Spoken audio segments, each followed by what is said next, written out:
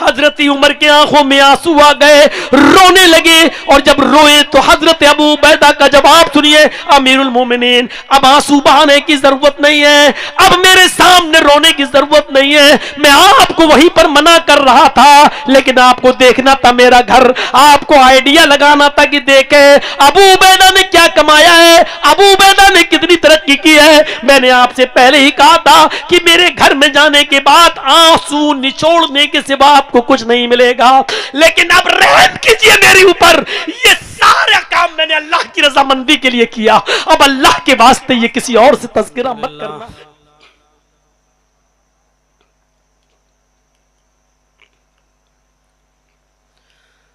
الحمد لله نحمده ونستعينه ونستغفره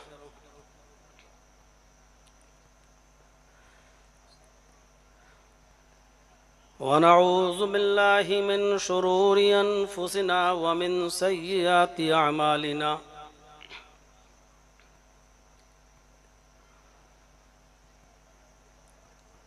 من يهده الله فلا مضل له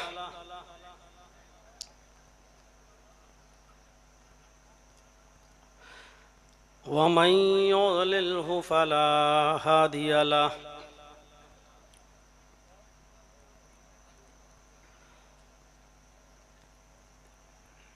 وأشهد أن لا إله إلا الله وحده لا شريك له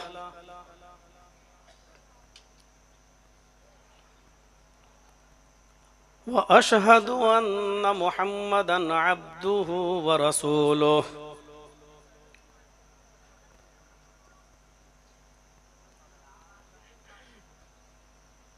أما بعد فإن خير الحديث كتاب الله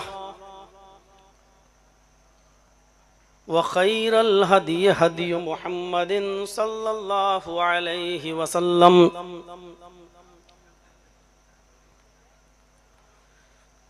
وشر الأمور محدثاتها وكل محدثة بدعة وكل بدعة ضلالة وكل ضلالة في النار۔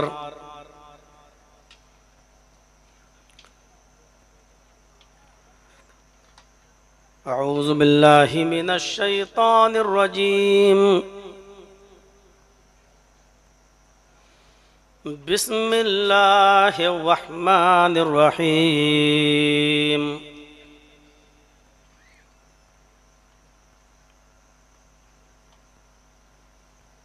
وما هذه الحياة الدنيا إلا متاع الغرور۔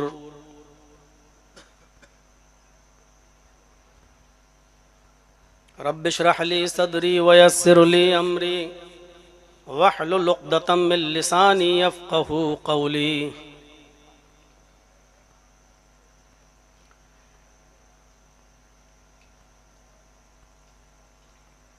نہایت ہی باوقار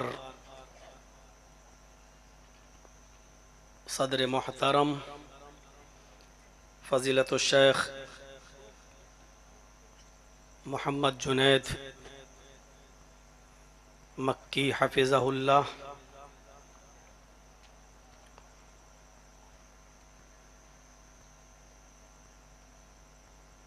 فاضل دوست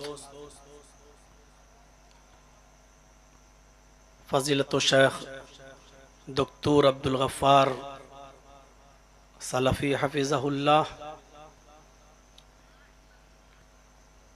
نہایت ہی موقر اور محترم ناظم اجلاس صاحب،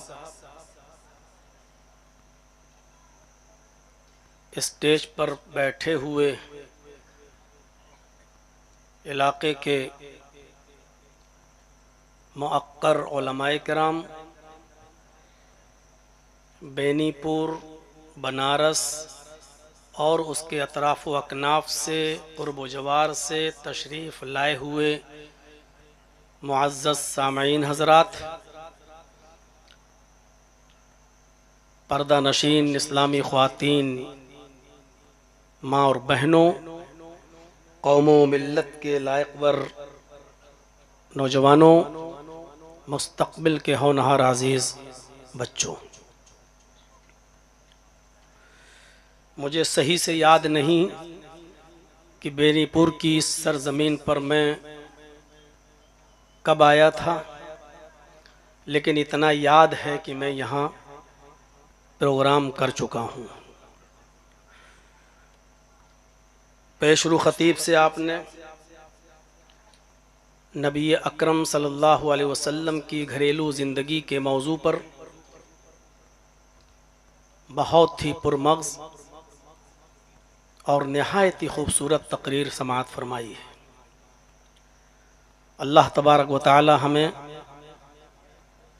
عمل کرنے کی توفیق عطا فرمائے۔ لسٹ میں میرا بھی نام ہے۔ جس بات کا اندازہ تھا کہ اس وقت ٹائم ملے گا، میں اس میں غلط نہیں، اور جو سوچ رہا تھا وہی ٹائم ہم کو ملا بھی۔ اشتہار میں میرا موضوع آپ نے دیکھا ہوگا، لیکن چونکہ میں اس موضوع پر کئی مرتبہ بول چکا ہوں، اس لیے مجھے اس بات کی فکر ہوئی کہ نبی اکرم صلی اللہ علیہ وسلم کی مکی زندگی، اور وہ بھی مشکل حالات سے بھری ہوئی زندگی کے موضوع پر کئی مرتبہ میرے خطاب کئی جگہوں پر ہو چکے ہیں، اس لیے مجھے تھوڑا سا موضوع چینج کرنا چاہیے۔ تو اس لیے میں نے اپنی ثوابدید کے مطابق، اپنی سہولت کے مطابق اور معاشرے کی ضرورت کو دیکھتے ہوئے جس موضوع کا انتخاب کیا ہے، وہ آیت کریمہ میں نے آپ کے سامنے پڑھ دی ہے۔ اس میں کوئی شک نہیں کہ یہ دنیا جس نے بنائی ہے، دنیا کو چلانے اور دنیا میں کس طریقے سے رہا جائے، اس کے اصول بھی اسی نے بنائے ہیں۔ جب کوئی کمپنی کوئی گاڑی نکالتی ہے تو وہی کمپنی اس گاڑی کو چلانے کا طریقہ بھی بتاتی ہے، مینوفیسٹو بھی جاری کرتی ہے، کتاب بھی دیتی ہے، اور یہ بتاتی ہے کہ اس گاڑی کو اس طریقے کے مطابق چلایا جائے تو یہ گاڑی چلے گی۔ اور اگر آپ نے ہمارے بتائے ہوئے طریقے کے مطابق اس گاڑی کو نہیں چلایا تو پھر ہماری کوئی گارنٹی نہیں۔ اسی طریقے سے اللہ تبارک و تعالیٰ نے اس دنیا کو بنایا ہے اور ہمیں اس دنیا کے اندر پیدا کیا ہے۔ اس دنیا کو ہمیں کس حیثیت سے دیکھنا ہے اور اس دنیا سے ہمیں کتنا فائدہ اٹھانا ہے، اور اس دنیا کو ہمیں کتنی قدر و منزلت دینی ہے، اور اس دنیا سے ہمیں کتنا بچنا ہے، دونوں چیزیں کتنی اہمیت دینی ہے یہ بھی، اور اس دنیا سے ہمیں کتنا بچنا ہے، اجتناب کرنا ہے وہ بھی، اس دنیا کے بنانے والے نے ہمیں اور آپ کو بتا دیا ہے۔ اسی لیے جہاں یہ کہا کہ دنیا کی زندگی محض دھوکے کی زندگی ہے، وہیں اس نے یہ بھی کہا کہ دنیا کے اندر بہت سی بھلائیاں اور بہت سی خوبیاں بھی ہیں، اس لیے دنیا کے اندر رہو تو ان بھلائیوں اور خوبیوں کو حاصل بھی کرو اور اس کی دعا بھی مانگو اللہ تبارک و تعالیٰ سے۔ جو آیت میں نے آپ کے سامنے پڑھی ہے، اس آیت کے اندر اللہ تبارک و تعالیٰ نے فرمایا، دیکھیے پہلے ایک ذہن بنایا ہمارا کہ کوئی چیز دور سے بڑی خوبصورت لگتی ہے، ہے، یا ہماری عقل اور نظر میں بہت اچھی ہوتی لیکن جب ہم قریب میں جا کر جھانکتے ہیں اور دیکھتے ہیں تو وہ چیز ہمیں بہت ہی بری اور غلط نظر آتی ہے، اور پھر جب ہم اس غلطی کو دیکھتے ہیں تو شرمندہ ہوتے ہیں۔ مثلا فیس بک پہ بات کرتے ہوئے، واٹس ایپ پر بات کرتے ہوئے، کسی لڑکی سے گفتگو کرتے ہوئے تعلق قائم ہو گیا، شادی کا رشتہ بھی چلنے لگا، بات چیت بھی ہونے لگی، اس نے آپ کا فوٹو مانگا، آپ نے دے دیا، آپ نے اس کا مانگا، اس نے بھی دے دیا، اور وہی فوٹو دیکھ کر آپ دیوانے ہو گئے، رشتہ بھیج دیا، شادی ہوئی۔ شادی کے بعد آپ اپنی بیوی کو دیکھ رہے ہیں کہ فوٹو میں ہمیں جو چیز دکھائی دی یہ ویسی تو نہیں ہے، قریب سے دیکھ رہا ہوں تو یہ تو بہت ہی زیادہ۔ اب آپ اس سے کہہ رہے ہیں صاحب ارے بیگم ہم نے آپ کا فوٹو مانگا، فوٹو میں تو کچھ اور تھا، بعد میں پتا چلا کہ جو چیز آپ کو دکھ رہی تھی وہ اس کی اوریجنل تصویر تو تھی لیکن اس نے فلٹر لگا رکھا تھا،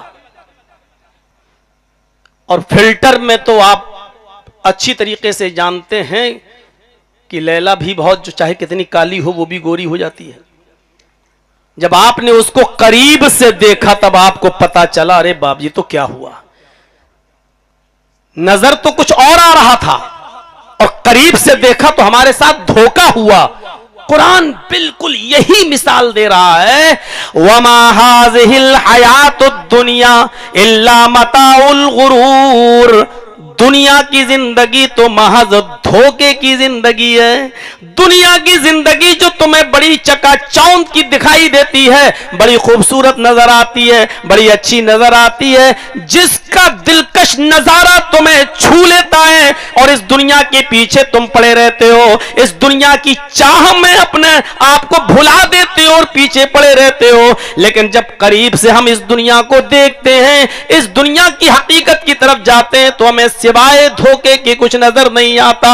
قرآن کی اس آیت کو پھر پڑھیے، بار بار پڑھیے اور اس دنیا کی چکا چوند پر نظر ڈالیے۔ وَمَا هَٰذِهِ الْحَيَاةُ الدُّنْيَا إِلَّا مَتَاعُ الْغُرُورِ، اس دنیا کی رنگینیوں کو دیکھ کر، اس دنیا کی آسائش و زیبائش کو دیکھ کر، زیب و زینت کو دیکھ کر، خوبصورتی کو دیکھ کر لوگوں دھوکہ مت کھا جانا۔ تمہارے لیے میں آگاہ کر رہا ہوں، دنیا کی زندگی محض دھوکے کی زندگی ہے۔ اب آپ ذہن بنائیں گے قرآن کہہ رہا دنیا کی زندگی دھوکے کی زندگی ہے تو قرآن تو جھوٹا نہیں ہو سکتا ہے۔ دنیا کو بالکل ترک کر دینے کا حکم بھی نہیں دیا کہ چھوڑ دو ایک دم بیٹھ جاؤ اپنے گھر میں، یا گھر بھی چھوڑ دو اور چلے جاؤ جنگلوں میں، یہ بھی نہیں کہا۔ ایک ذہن بنا دیا ہے انسان کا، دیکھو جو دور سے تمہیں دکھائی دے رہی ہے حقیقت میں یہ وہ ہے نہیں، اس لیے سوچ لیجئے گا، غور کر لیجئے گا اس دنیا پر۔ ایک اور جگہ اللہ تبارک و تعالیٰ نے اسی دنیا کی حیثیت کو اور اس کی حقیقت کو ہمارے اور آپ کے سامنے رکھتے ہوئے فرمایا، یا ایھا الناس ان وعد اللہ حق فلا تغرنکم الحیاۃ الدنیا ولا یغرنکم باللہ الغرور۔ ہائے ساری دنیا کے انسانوں، یا مسلمانوں کو نہیں کہا، یا ایھا الناس، ہائے ساری دنیا کے لوگوں، ہائے ساری دنیا کے انسانوں، ان وعد اللہ حق، اللہ کا وعدہ بالکل برحق ہے، اللہ کے وعدے میں کوئی کمی نظر نہیں آئے گی، اللہ کے وعدے میں تمہیں کوئی کدورت، کوئی جھوٹ، کوئی فریب نظر نہیں آئے گا۔ ان وعد اللہ حق، اللہ کا وعدہ بالکل برحق ہے، سچا ہے۔ فلا تغرنکم الحیات الدنیا، آئے لوگوں ہوشیار رہنا، تمہیں دنیا کی زندگی کہیں دھوکے میں نہ ڈال دے۔ فلا تغرنکم الحیات الدنیا، تمہیں دنیا کی زندگی کہیں دھوکے میں نہ ڈال دے۔ ولا یغرنکم باللہ الغرور، اور اللہ کی ذات کے سلسلے میں کوئی शैतान तुम्हें धोखे में न डाल दे, कोई धोखा देने वाला तुम्हें धोखे में न डाल दे।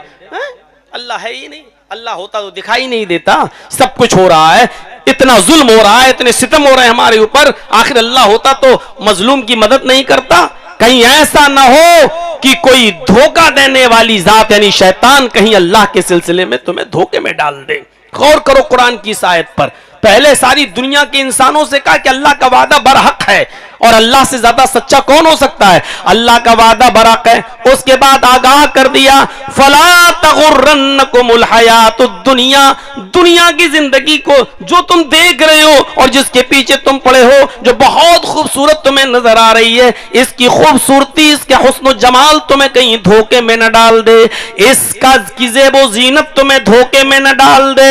एक तो यह है कि इस दुनिया को देखकर तुम धोखे में आ जाओ, और फिर अगर धोखे में आ गए तो कहीं ऐसा ना हो कि फिर अल्लाह की जात के सिलसिले में ही कोई तुमको धोखे में डाल दे। है? शैतान तो हर वक्त पीछे पड़ा हुआ है, वही है जो अल्लाह की जात के सिलसिले में तुम्हें धोखे में डाल सकता है। तो दूर से जो चीज नजर आए वो हर चमकती हुई चीज सोना नहीं होती है।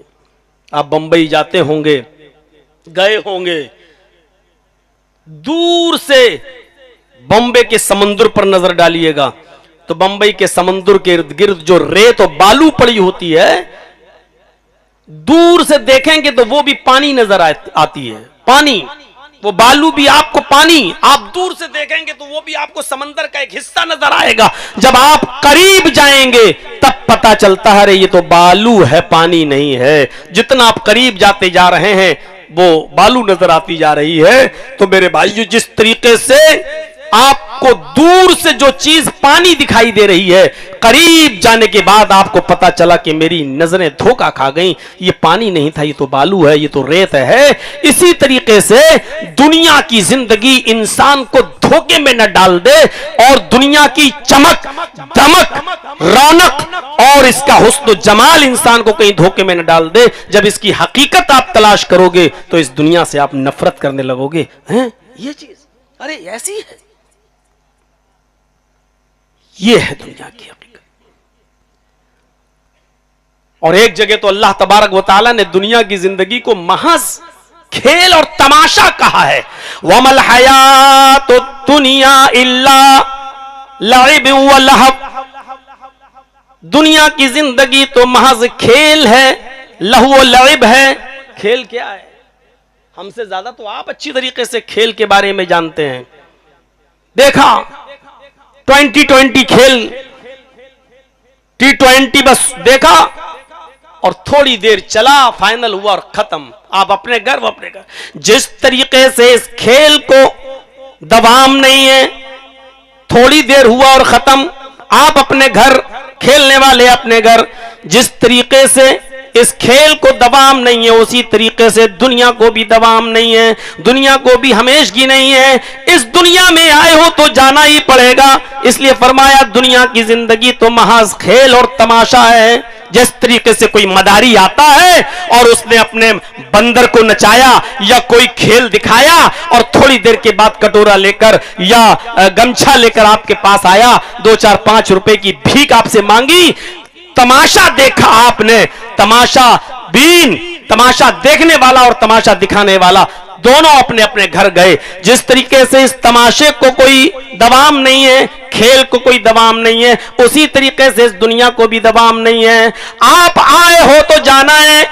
मौलवी जर्जीस अगर 5 साल पहले बेनीपुर की सरजमीन पर आया था और आज बेनीपुर की सरजमीन पर आया है, तो मौलवी जर्जीस की ये जिंदगी ये बतला रही है कि मौलवी जर्जीस 5 साल अपनी जिंदगी कम कर चुका है और आप भी 5 साल अपनी दुनिया को पीछे छोड़ चुके हो। आपकी दुनिया और आपकी जिंदगी आपको 5 साल पीठ दिखाकर आपको दिखाकर भाग चुकी है। आप उतना ही आखिरत के करीब हो चुके हो, आप उतना ही अपनी कब्र के करीब हो चुके हो। इस दुनिया को दवाम नहीं है, इस दुनिया को हमेशगी नहीं है, इस दुनिया को ये हमेशगी मिल ही नहीं सकती है, क्योंकि खालिक के कायनात ने इस दुनिया को हमेशा के लिए बनाया ही नहीं है।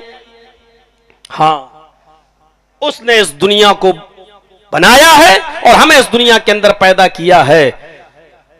تو دنیا سے کچھ فائدہ حاصل کرنے کی تعلیم بھی دی، ترغیب بھی دلائی، ابھارا بھی، اور یہ بھی فرمایا کہ دنیا کو ترک کر کے کونے میں بیٹھ کر قوم کی روٹیوں کے ٹکڑوں پہ مت پلنا، محلے والوں کی روٹیوں کے ٹکڑوں پر مت پلنا، دنیا میں آئے ہو تو محنت بھی کرنا، مزدوری بھی کرنا، یہ حق ہے تمہارا۔ فَإِذَا قُضِيَتِ الصَّلَاةُ فَإِذَا قُضِيَتِ الصَّلَاةُ فَانتَشِرُوا فِي الْأَرْضِ وَابْتَغُوا مِنْ فَضْلِ اللَّهِ وَاذْكُرُوا اللَّهَ كَثِيرًا لَعَلَّكُمْ تُفْلِحُونَ۔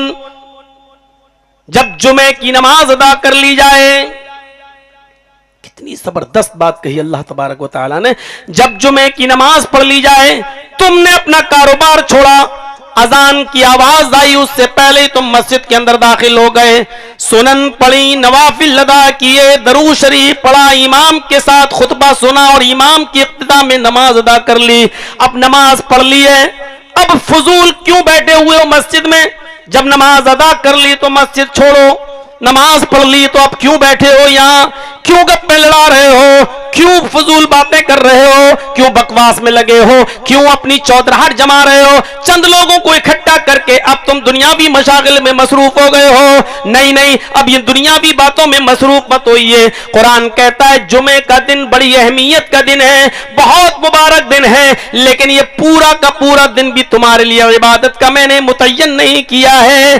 اب تم نے دین تو حاصل کر لیا، اللہ کا حق تو ادا کر دیا ہے، اب دنیا کو طلب بھی کرو، لیکن اتنا ہی جتنا میں نے بتایا ہے۔ اس دنیا کو سر پر مت اٹھا لینا، اس دنیا کو اپنی چھاتی پر سوار مت کر لینا، اس دنیا کی موہ میں اتنا لالچ مت کر لینا کہ اس دنیا کے پیچھے پڑ جاؤ۔ جب نماز ادا کر لی، فَإِذَا قُضِيَتِ الصَّلَاةُ، جب نماز ادا ہو گئی، فَانتَشِرُوا فِي الْأَرْضِ، تو ہماری بنائی ہوئی زمین میں پھیل جاؤ۔ قانون بھی اسی نے بنایا، دنیا بھی اسی نے بنائی، زمین بھی اسی نے بنائی، زمین میں اناج بھی اسی نے پیدا کیا، اس نے ہمیں اور آپ کو بھی اسی دنیا میں پیدا کیا۔ وہی اصول بتا رہا ہے کہ آئے میرے بندو، جب تم نے نماز ادا کر لی، میری عبادت کر لی، اب دوسرے اصول پر وہ بھی میں ہی بنا رہا ہوں، اور وہ اصول یہ ہے کہ اب تم مسجد چھوڑو۔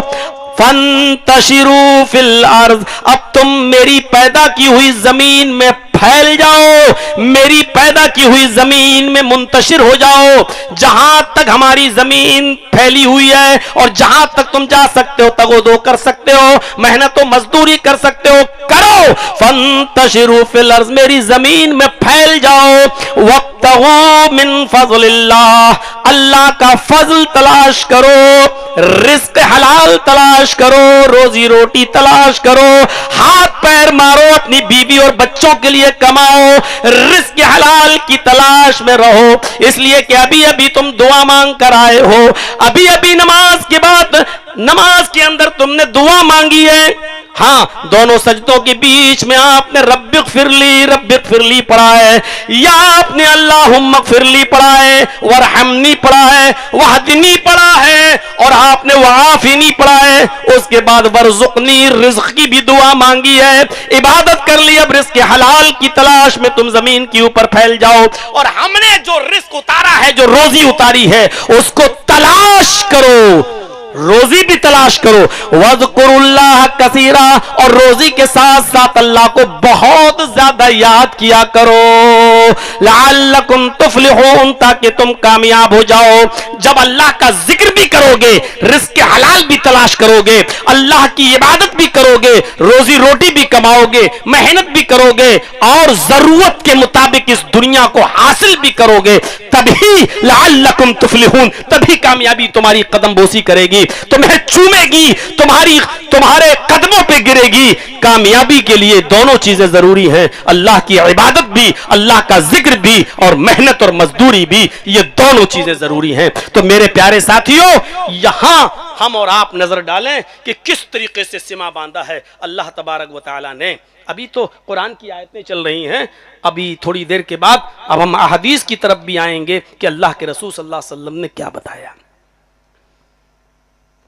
کیا نبی اکرم دنیا سے نفرت کرتے تھے؟ نہیں، لیکن دنیا کو سر پر بھی نہیں بٹھایا کرتے تھے۔ آئیں گی ابھی مثالیں آپ کے سامنے. کیا صحابہ کرام دنیا سے قطع تعلق ہو کر کسی جنگل میں چلے گئے تھے اپنی بیوی بچوں کو چھوڑ کر؟ نہیں، وہ عبادت بھی کرتے تھے، نمازیں بھی پڑھتے تھے اور اپنے بیوی اور بچوں کے لیے کمایا بھی کرتے تھے. وہ دنیا کو حاصل بھی کیا کرتے تھے لیکن دنیا کو وہ سر پر نہیں بٹھایا کرتے تھے. اسی لیے فرمایا رزق بھی تلاش کرو، اور یہی وہ بھلائیاں ہیں جو دنیا کے اندر ہم نے پیدا کی، ہم نے اتاری ہیں.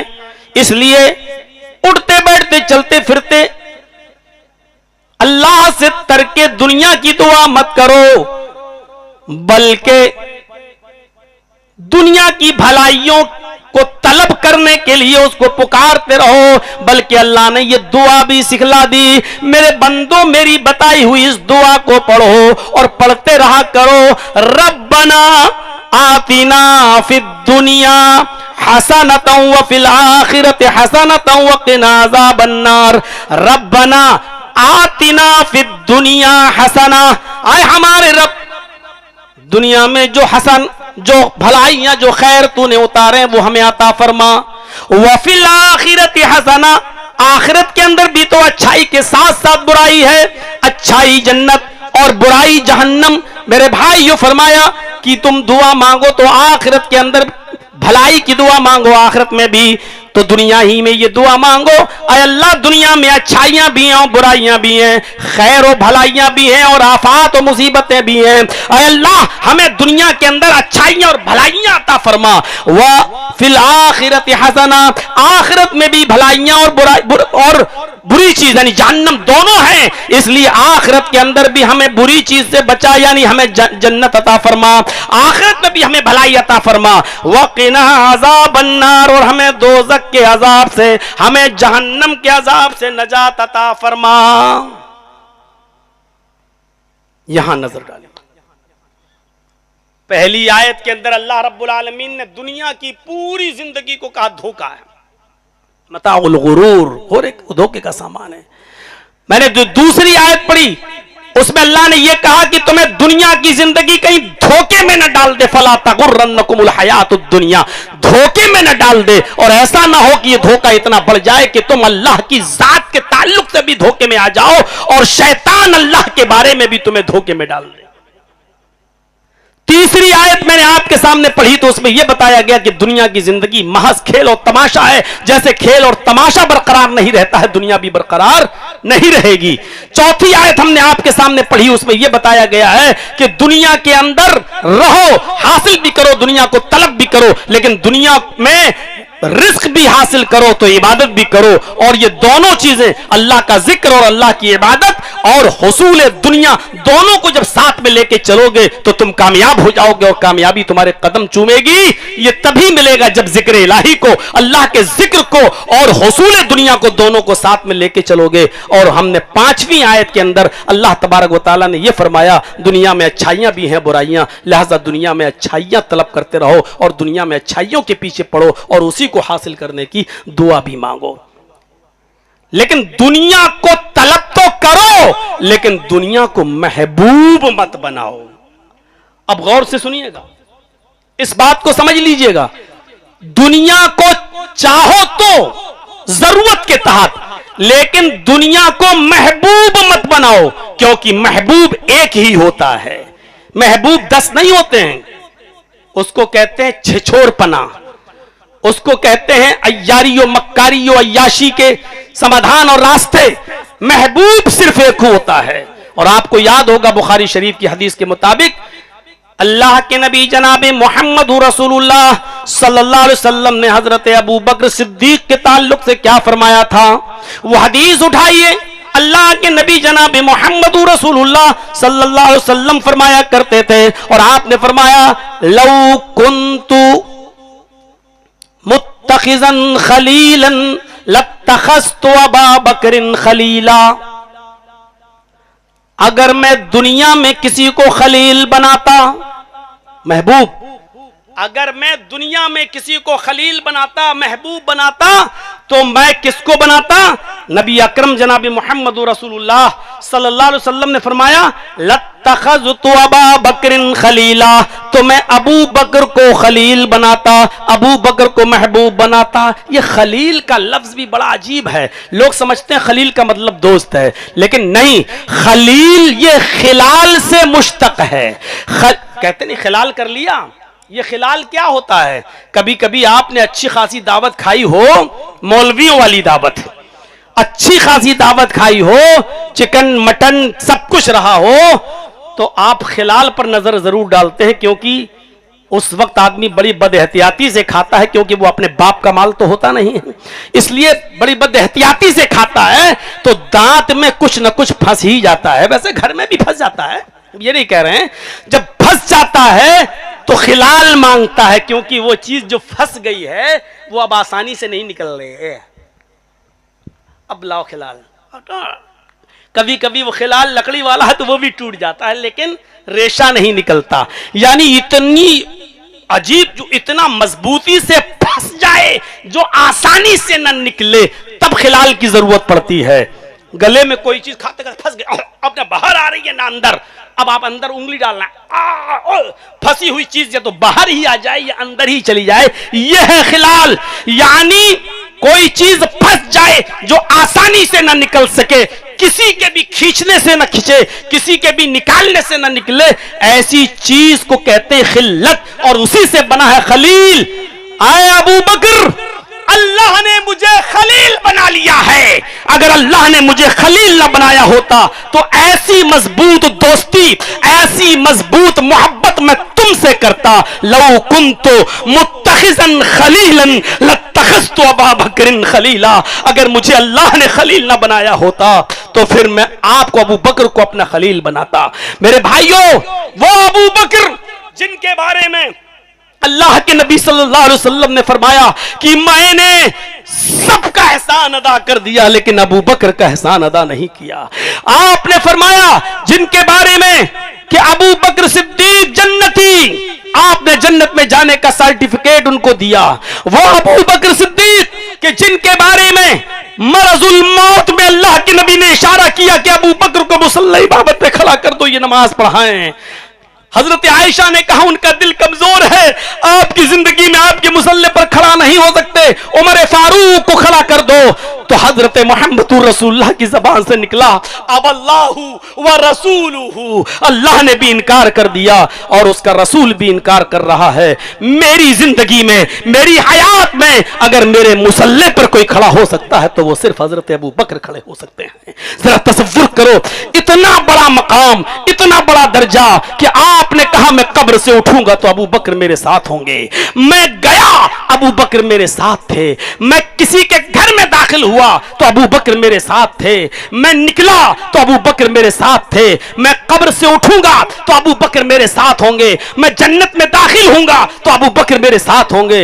मैं जन्नत में, मैं मैदान महशर में हौज़े कौसर पे पानी पिलाऊंगा तो अबू बकर मेरे साथ होंगे। इतना गहरा ताल्लुक होने के बावजूद क्या कह रहे हैं? महबूब सिर्फ अल्लाह ही है। अगर मुझे अल्लाह ने महबूब न बनाया होता, अल्लाह ने खलील न बनाया होता तो मैं ऐ अबू बकर तुमको खलील बनाता। यानी महबूब एक ही होता है जो अल्लाह मुझे बना चुका है, मैं अल्लाह को बना चुका हूं, इसलिए अब दूसरे का सवाल ही नहीं होता। बस यही मामला दुनिया का भी है। दुनिया को चाहो, और दुनिया और आखिरत ये दो ही चीजें हैं। अब इसमें एक चीज को आपको महबूब बनाना है। अब आप दुनिया को महबूब बनाएंगे या आखिरत को? अक्ल से काम ले लो और अपनी अक्ल को दौड़ाओ, क्योंकि महबूब एक ही होता है। अगर आपने दुनिया को महबूब बना लिया तो समझ लो बहुत बड़े नुकसान में हो, और अगर आपने आखिरत को महबूब बनाया है तो दुनिया फिर महबूब नहीं बन सकती है। जैसे खलील महबूब एक ही हो सकता है, दो नहीं, उसी तरीके से दुनिया और आखिरत में महबूब एक ही हो सकता है, दो नहीं। अगर हमारी नजर में आखिरत महबूब है तो दुनिया को सिर्फ खेल और तमाशा समझो, दुनिया को सिर्फ जरूरत के तहत इस्तेमाल करो, दुनिया को सिर्फ वक्त जरूरत इस्तेमाल करो, हर वक्त नहीं। बहुत अच्छी तरीके से आपने समझ लिया होगा कि हमको किसको महबूब बनाना है। इसलिए نبی اکرم صلی اللہ علیہ وسلم نے فرمایا مسلمانوں کے لیے، مومنوں کے لیے، اور لفظ مومن موجود ہے اس حدیث کے اندر، مسلم شریف کی حدیث ہے وہ، اسی دنیا کے تعلق سے فرمایا الدنیا سجن المؤمن و جنت الکافر، بس دو لفظ ہیں اور اس میں سب کچھ کہہ دیا۔ الدنیا سجن المومن، مومن کے لیے دنیا قید خانہ ہے، جیل خانہ، قید خانہ۔ جو لوگ جیلوں کا سفر اور دورہ کر چکے ہیں ان کو اچھی طریقے سے معلوم ہے، ہم بھی ان میں شامل ہیں۔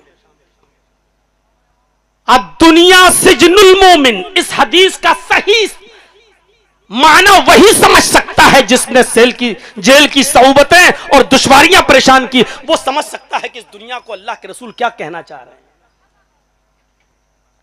الدنیا سجن المومن، اور دوسرے لفظ پر غور کیجئے، بہت مولویوں سے سنتے ہیں جنت، جنت کے عیش و آرام، جنت کی نہریں، جنت کے میوے، جنت کے پھل، اور ان سے زیادہ لطف اندوز ہوتے ہیں جنت کی حوروں کا تذکرہ سن سن کر۔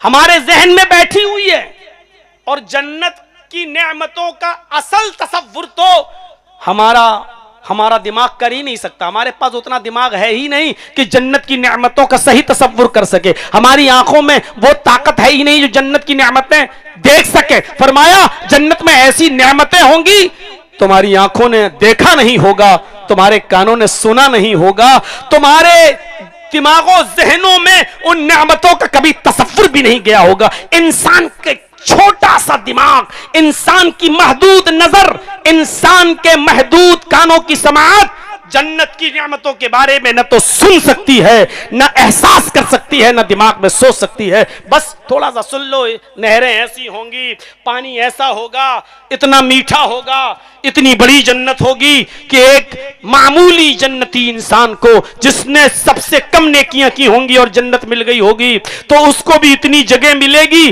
کہ وہ ایک گھوڑے پر بیٹھ کر سفر کرے تو 100 سال کے بعد گھوڑا جہاں رکے گا نان سٹاپ چلنے کے بعد جہاں رکے گا، اتنی جگہ ہوگی اس آدمی کے لیے جس نے دنیا میں سب سے کم نیکیاں کی ہوں گی اور وہ جنت میں چلا گیا ہوگا۔ بس تصور کرتے رہو۔ اب تصور یہ بھی کرو کہ ایک گھوڑے پر ہم آج بیٹھیں اور 100 سال تک دوڑتا رہے اور چلتا رہے اور کہیں نہ رکے، نہ کھانے کے لیے، نہ پینے کے لیے، نہ پیشاب کے لیے، نہ لیٹرین اور باتھ روم کے لیے۔ 100 سال کے بعد کہاں رکے گا وہ؟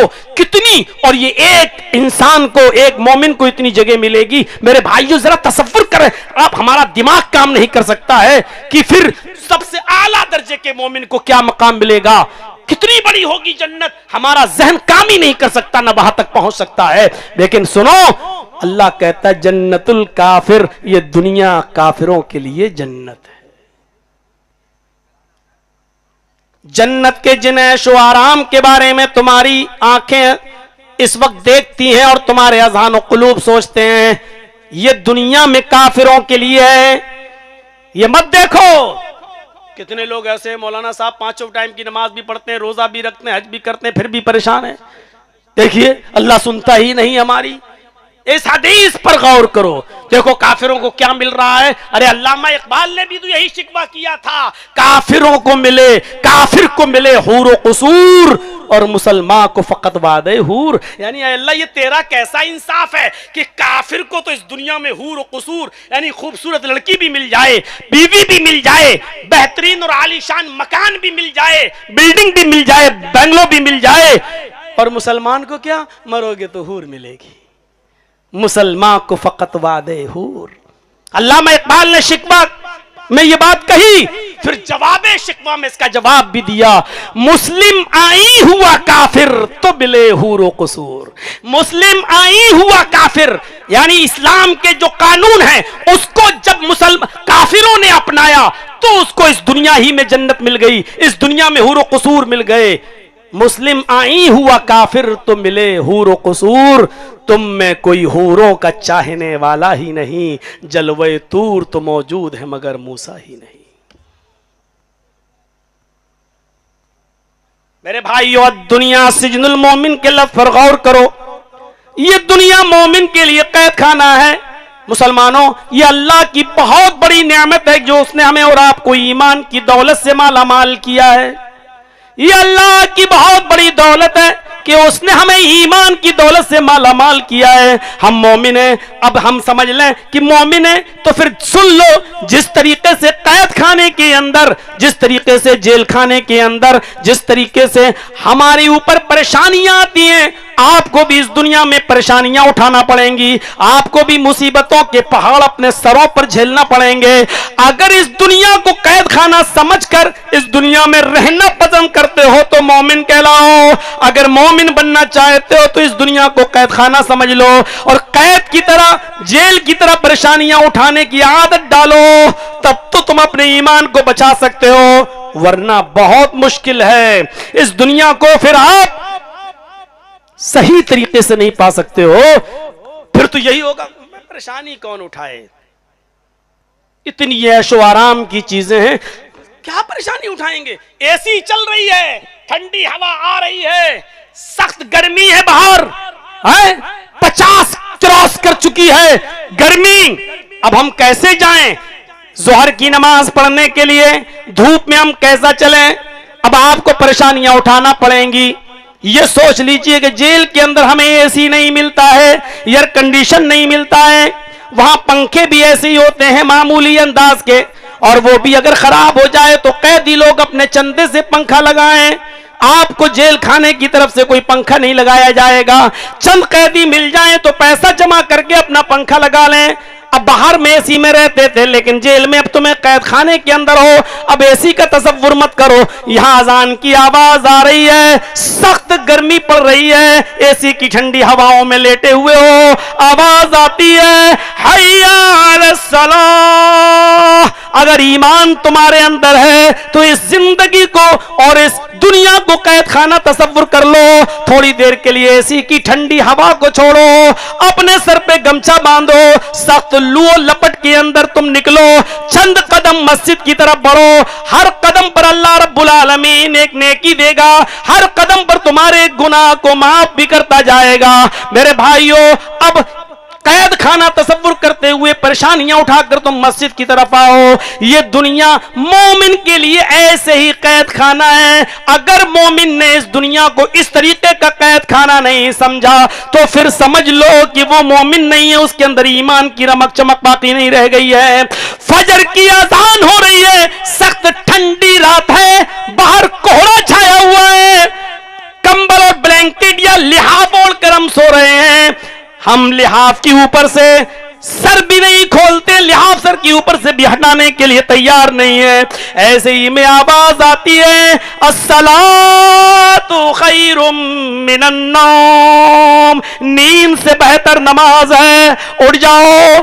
اب تھوڑی دیر کے لیے اس دنیا کو قید خانہ تصور کر لو، چاہے کتنی سردی پڑتی ہو، آپ کو 4:30 یا 5 بجے جیل میں اٹھا دیا جائے گا، آپ کو گنتی کے لیے باہر کھڑا کیا جائے گا، آپ کو کمبل اوڑھ کے جانا ہو، چادر اوڑھ کے جانا ہو، لیکن اپنا کمبل چھوڑ کر، اپنا روم چھوڑ کر، اپنا سب کچھ چھوڑ کر آپ کو گنتی کے لیے وہاں حاضر ہونا پڑے گا، وہاں آپ کو کسی کی نہیں چلتی ہے، وہاں آپ کو حاضری دینا ہی دینا پڑتی ہے۔ بس اس دنیا کو بھی قید خانہ تصور کر لو، اپنا گھر مکان چھوڑ کر، اپنی بلڈنگ چھوڑ کر، اپنا لحاف قربان کر کے مسجد کی طرف چلے جاؤ۔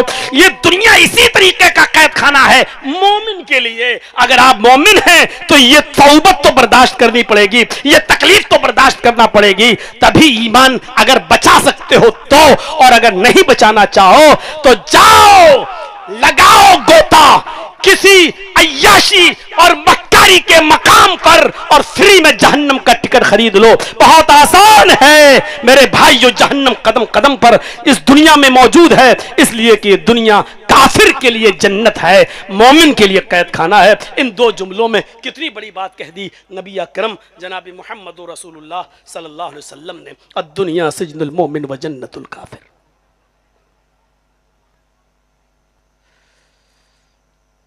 دو چیزوں کے بارے میں بتایا جو بڑی کمزور ہیں. بخاری شریف کی حدیث ہے یہ. نبی اکرم صلی اللہ علیہ وسلم نے فرمایا، غور کیجئے گا، یحرم ابن آدم ویشب من حسنتان. آدمی بوڑھا ہوتا جاتا ہے اور اس کی دو خواہشیں جوان ہوتی جاتی ہیں. جتنا آدمی کی عمر بڑھتی جائے گی، بوڑھا ہوتا جائے گا، اس کی دو چیزیں، دو خواہشیں جوان ہوتی جائیں گی. دو خواہشیں اس کی جوان ہوں گی. اور اللہ کے نبی ان دو خواہشوں کو بتاتے ہیں، بخاری کی روایت. دو خواہشیں اس کی جوان ہوتی جائیں گی. وہ کیا ہیں؟ پہلی چیز، یحرم ابن آدم، آدمی بوڑھا، جتنی اس کی عمر بڑھتی جائے گی وہ بوڑھا ہوتا جائے گا. اس میں کیا شک ہے؟ اور بوڑھا ہونے کا مطلب سمجھ رہے ہو؟ جرجیت صاحب 5 سال کے بعد اگر آپ کے علاقے میں آئے ہیں تو 5 سال جوانی پیچھے چلی گئی اور 5 سال بڑھاپا آگے آ گیا. یحرم ابن آدم، ابن آدم بوڑھا ہوتا جاتا ہے. آدم کا بیٹا انسان بوڑھا ہوتا جاتا ہے. ایک دن گیا اور قریب ہو گئے بڑھاپے کے، ایک دن اور پھر قریب ہو گئے بڑھاپے کے، ایک دن پھر قریب ہو گئے بڑھاپے کے، اور جوانی اتنی چلی جا رہی ہے. اور جتنا بوڑھا ہوتا جا رہا ہے، دو خواہشیں اس کی جوان ہوتی جا رہی ہیں. اور غور کیجئے گا، یہ دو خواہشیں جوان ہوتی ہیں کہ نہیں ہوتی ہیں؟ آپ نے فرمایا یشب من حسنتان، دو چیزیں اس کی جوان ہوتی جاتی ہیں. پہلی چیز الحرص علی المال، جتنا بوڑھا ہوتا جائے گا مال کا لالچ اتنا ہی بڑھتا جائے گا. ہم ایسے بوڑھوں کو جانتے ہیں جنہوں نے کہا آخری تو بیٹا رہ گیا، ہم وہاں شادی کریں گے جہاں ہمیں 4 ویلر ملے گی، جہاں ہمیں 15-20 لاکھ روپے بھی ملے گا، میرا آخری بیٹا.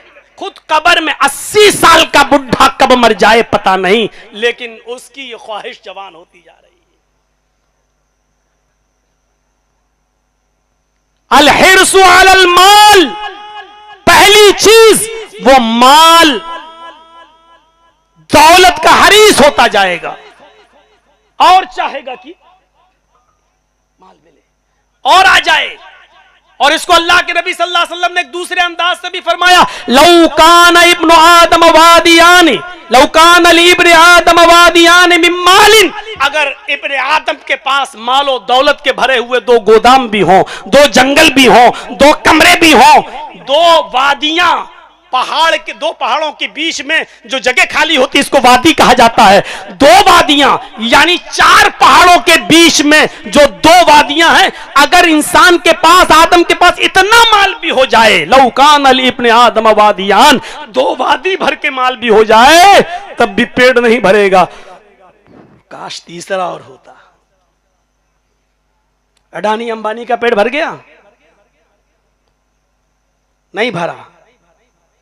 یہ اور مل جائے، یہ اور مل جائے، کچھ نہیں تو آپ کسانوں کی زمین ہی مل جائے. پیٹ نہیں بھر سکتا.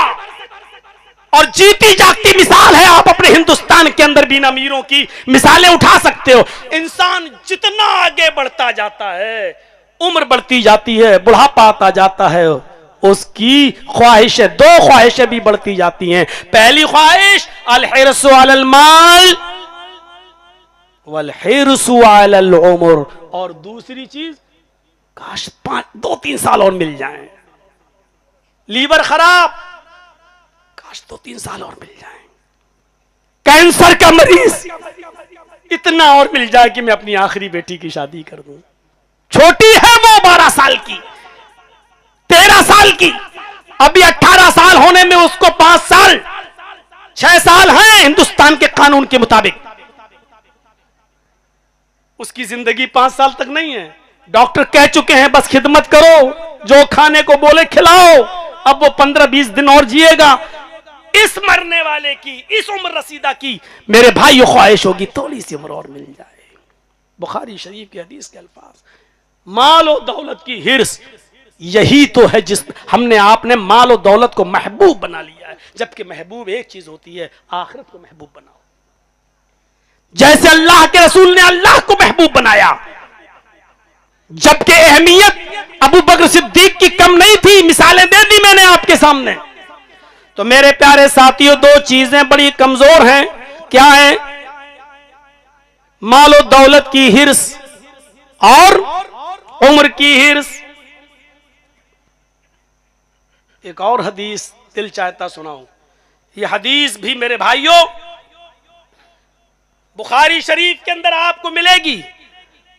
नबी अकरम जनाब मोहम्मद रसूलुल्लाह सल्लल्लाहु अलैहि वसल्लम ने फरमाया, सुनिए, इरतहालत दुनिया मुदबिरतन वक़बलतिल आखिरतु वरतहालतिल आखिरतु मुक़बिलतन वलिकुल्लि वाहिदिन मिनहुमा बनून। दुनिया तुम्हें पीठ दिखाकर भाग रही है। इरतहालत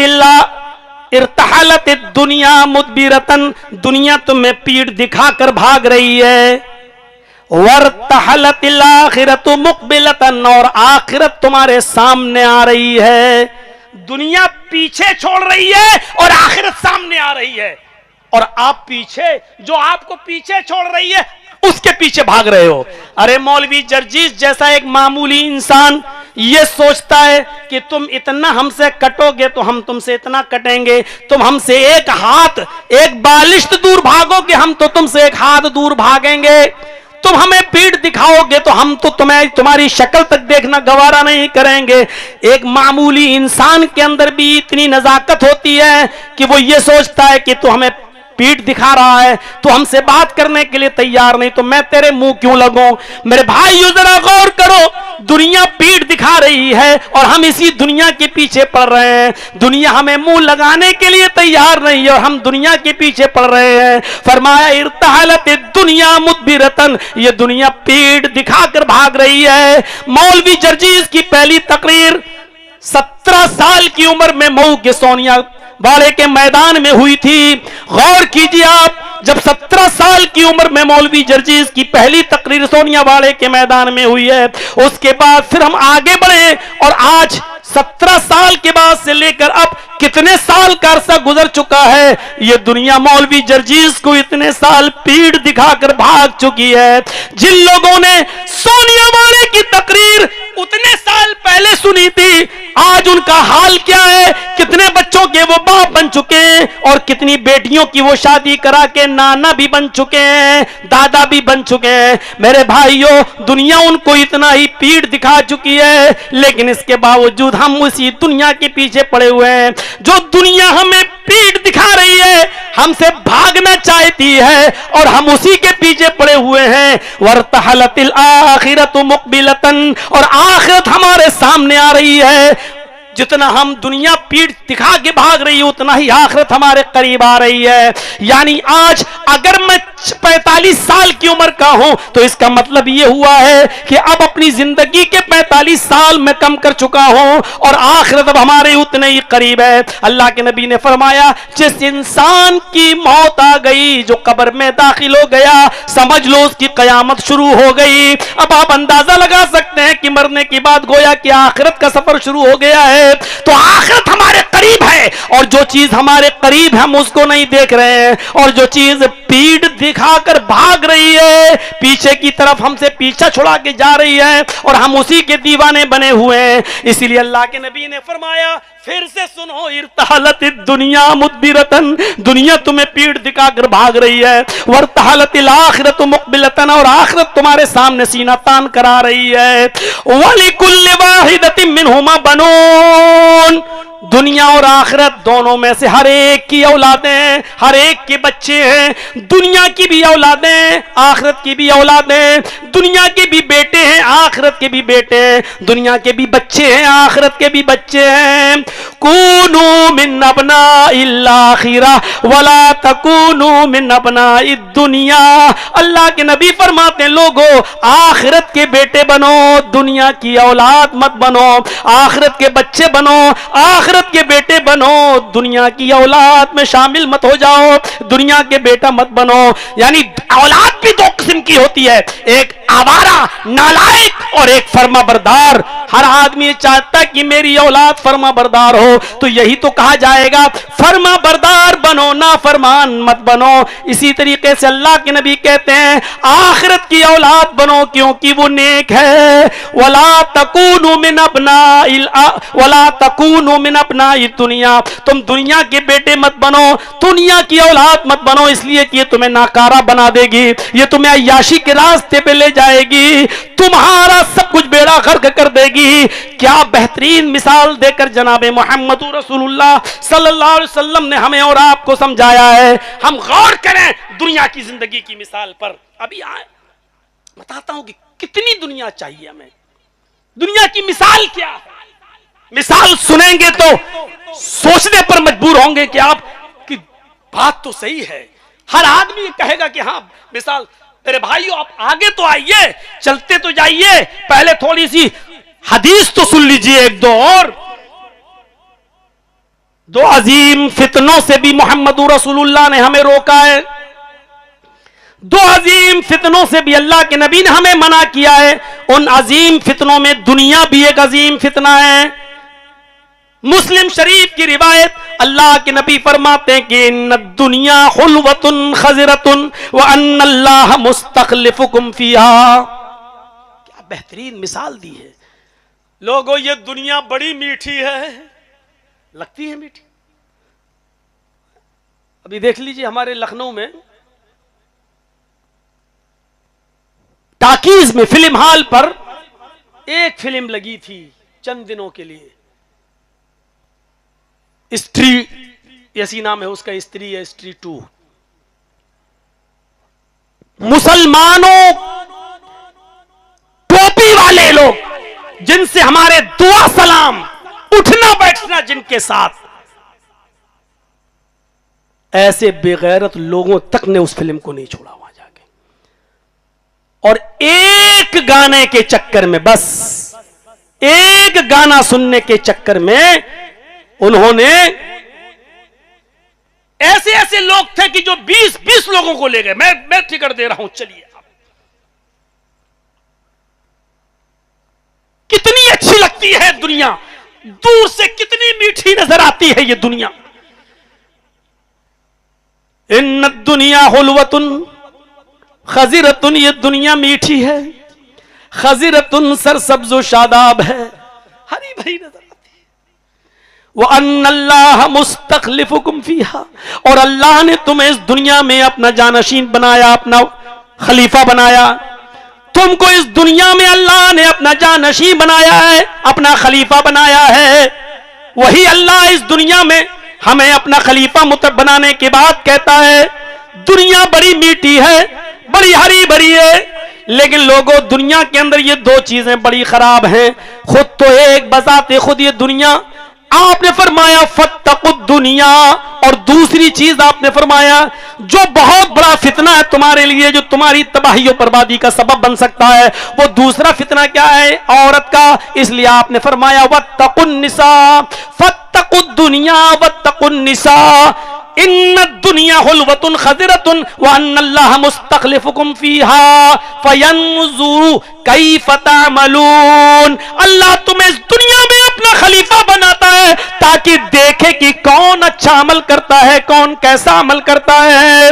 فاتقوا الدنیا واتقوا النساء، آئے لوگوں دنیا سے بچے رہنا، آئے لوگوں دنیا سے اجتناب کرنا، واتقوا النساء، اور عورتوں سے بچنا۔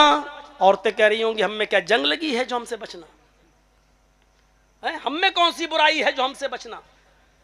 ارے جو تم سوچ رہی ہو، نبی اکرم کی بیوی تھی خدیجہ جو نبی پر اپنی جان چھڑکتی تھی، نبی کی بیوی عائشہ بھی تھی جو عمر میں بہت کم تھی لیکن وہ بھی نبی اکرم پر اپنا جان چھڑکتی تھی۔ میرے ساتھیوں ذرا تصور کرو، ایک مرتبہ آپ عائشہ کی اونٹ کے علاوہ دوسرے کی اونٹ پر سوار ہو گئے اور چلے گئے۔